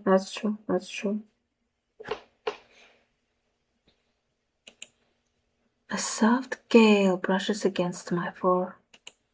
I look up. The moon had seen it all. It glares down upon us, not in disgust, but in glee. So what we are doing right now is right, and those little twinkle sounds that happens after we set these two ghosts free, I think it's a signal of their gratitude for setting them free.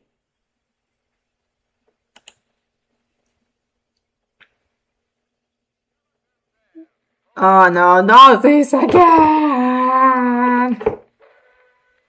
Dove barely speaks the next day, but the witch once again disrupts the night with loud sounds from his phonograph. Oh, I see. Sometimes it sounds like he is conversing with someone. At first, I thought I would hear the voice of the boy from the hallway responding to him, but it's someone completely else. I've started to notice the witch's pattern. Dove must be very familiar with it. Every morning it's like she can read the signs that will tell her what the witch will be doing for the day. I wonder if the signs apply for the boy as well. On the next quiet day, we search the manor for the other two ghosts. Their remains stay hidden under my blanket. When they refuse to show themselves, we spend the rest of our day in the library, melting from the humidity that not even the Cecil's rain can dampen. Dove focuses at her desk, furiously scratching away on notes and drawings. I didn't notice the difference when Babel had left, but Grell's disappearance feels like it's widened the crack it had started. And Dove, she's been incredibly on edge since the witch returned. How long has it been since lightness was able to find its way into her face? A gnawing feeling makes me wonder if I am partly to blame. Dove pulls at her hair and blows out an irritated sigh. Her hands resentfully push away her work and she stands. I'm tired. I lift myself up, ready to follow her back to her room. Then I hear the sound of a book hitting the floor. I go still and slowly turn my head to see a book has landed right beside me. A pale hand picks it up and I startle, not noticing Dove had walked over. I watch as she lifts the book and shoves it back into place on the shelf. Her eyes flicker to something before she is once again moving away. My heart starts to beat anxiously. I take a peek in the same direction and my eyes fix onto the window at the back of the library. And the decayed food that climbs the shelf behind me in the reflection of the glass. This time, I hear a familiar drag when we step out into the hallway. It almost brings me comfort. I've learned there are people to be far more afraid of in this house. Yep, this is the whole ghost. The bright apparition of the hallway ghost sweeps towards us. Her presence is like a confirmation that the day has turned to night, and I cling to that. I let out a yawn and move out of the ghost's way. Dove watches her pass with the eyes of a hawk. Her neck twists as she follows the ghost's movement until it fades into the shadows. Her gaze lingers where it disappears. When she finally turns back, she blinks in surprise. I snap my head around and find Odette standing right in front of Dove. One of the ghost's shadowy hands rises to its cracked face. Its fingers fold in a gesture like it's telling Dove to be quiet. Then its arms shoot out towards Dove. What? Dove's screams ring down the hallway. My ears go completely limp as I balk at the sight of Dove getting dragged away. Let go! Tendrils of phantom arms wrap around Dove's torso. Smoke rises from the touch between her and the ghost, forcing a loud shriek from Dove. I never suspected Odette to ever do something like this to Dove. I thought it would never do anything to hurt Dove, so why was it doing this? Dove's feet kick and try to find purchase on the floor, but they only slip out and then under her. Stop it! The ghost continues to drag her down the hallway. I snap out of my shock and chase after Dove and the ghost. I growl and bare my teeth at the ghost, but it makes no difference. How do I get it to let go? Panic starts to fill me.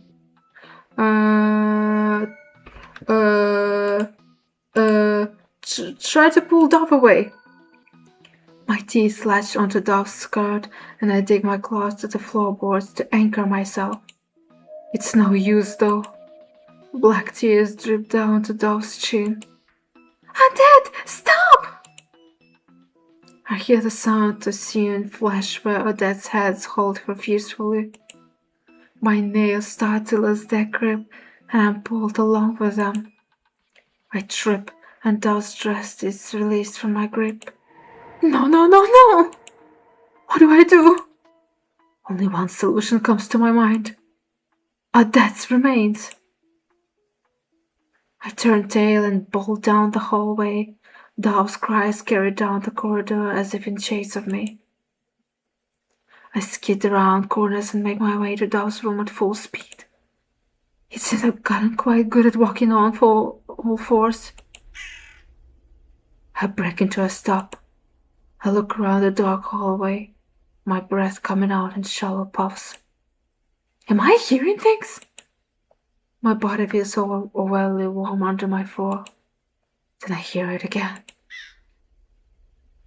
A crow? I jump off the floor and spin around. My forehead stands prickled from fright.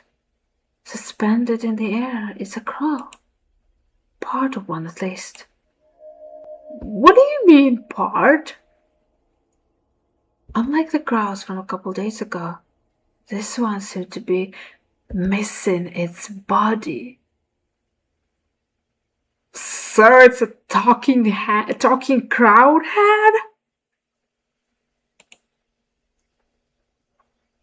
Part of its spine protrudes from where its rotten flesh has been torn from its torso. Ew.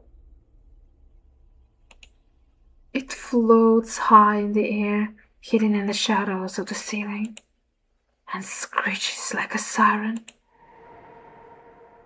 Dad! I wince back from the shrill voice that the head creates. Suddenly, it's not the only one screaming bloody murder. Dad! Dad! Dad! I sprint away from screams, but they follow me down the hallway. Sorry. Pardon, I need to hydrate. My voice is killing me.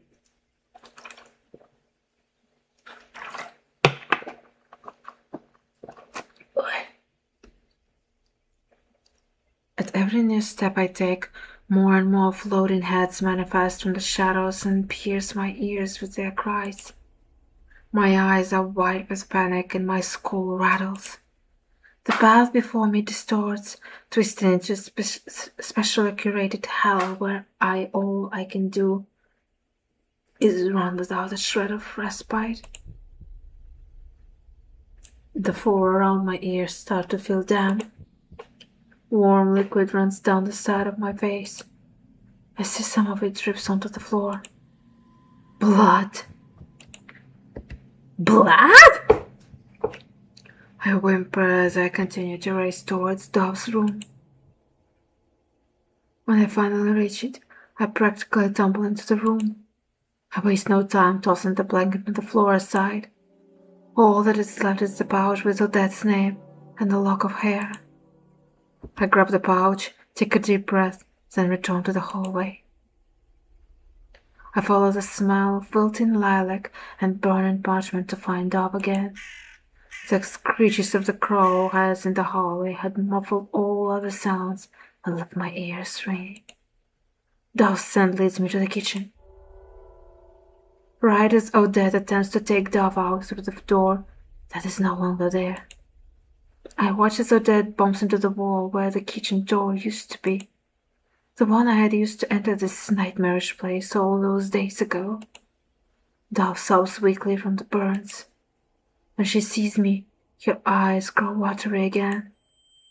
Help! I immediately drop the pouch from my mouth and rush to Dove. My lips curl back, baring my teeth, and I jump off the ground and latch onto one of Odette's arms. My eyes sting from the pain that surges through me, but I do not let go. This is nothing compared to what you did to Dove.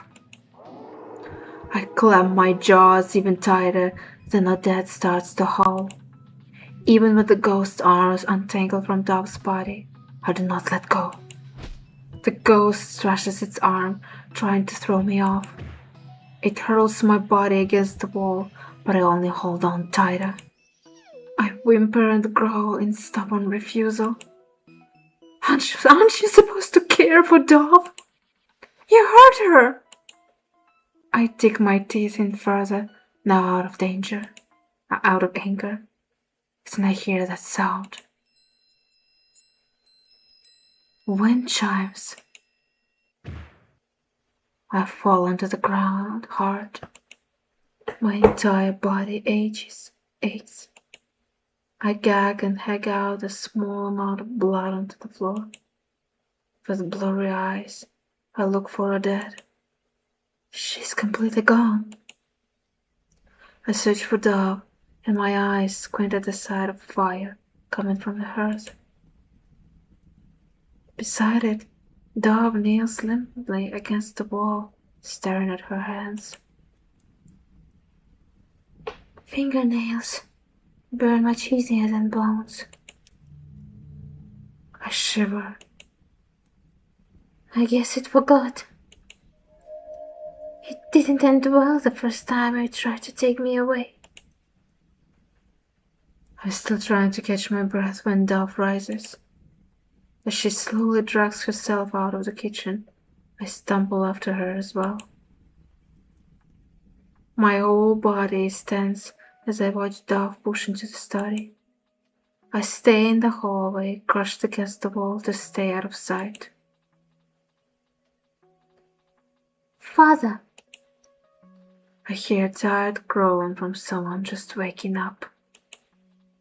Has the witch been asleep this entire time? What is? Well, those look nasty. Was it that old hag again? Shh, foolish thing. Here, put this on the burns. Thank you. I can hear Dove starts to shuffle out of the room. Oh yes. Is your doggy still alive? He knows.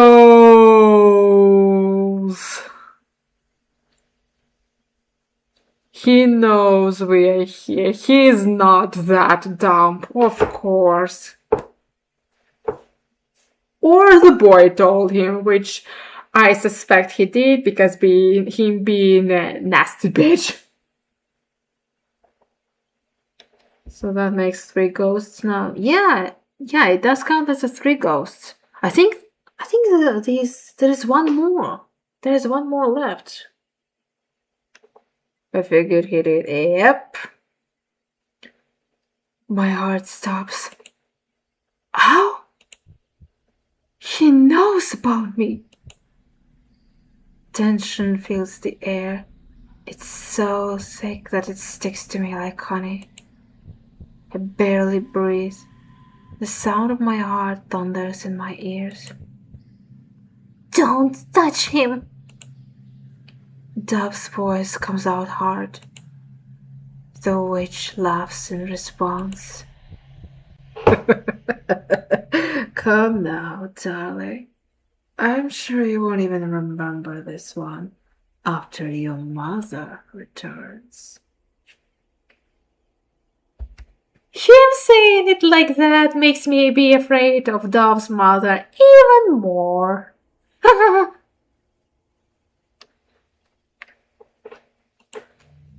What? I hear stomping and draw back away from the sound. Dove bursts out of the study, eyes darting around until she finds me crouching in the dark with my tail between my legs. She bends down and gathers me into her arms, wincing from the burns all over her upper body, then quickly retreats back to her room. So we now have a third threat, Mother. It's that quiet back in Dove's room, save for the soft pitter-patter of rain against the window. Dove sits on the floor with a single candle sitting in a brass holder beside her. When she starts unbuttoning her nightgown, my eyes turn into saucers and I snap my head away from her. I try to distract myself by staring at anything else around the room, but I'm overly conscious of the sound of rustling clothing and Dove's quiet whimpers. I see pale skin from the corner of my eye and bright red marks. What? I do a double take and suck in the breath the damage her death had done to Dove. Phantom burns cross along the expanse of her back, arms, and neck. Jesus Christ. I see her struggle to apply ointment to the burns on her back and stand up from the floor. But to do what exactly? Help her? My claws crawl into my blanket. I bow my head, then curl into a ball facing away from Dove. Every time I hear her sniffle and suck in a watery breath, I have to hold back my whole mind.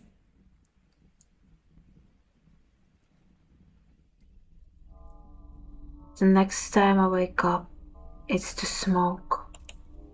Something stale and acrid invades my nose and forces me out of my slumber.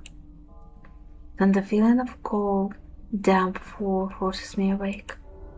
My eyes snap open. Gray smoke curls into the room from the hallway. A fire? The offensive odor that fills the room is not from a house fire, however. It stings my eyes and I feel tiny shocks where tendrils trail towards me.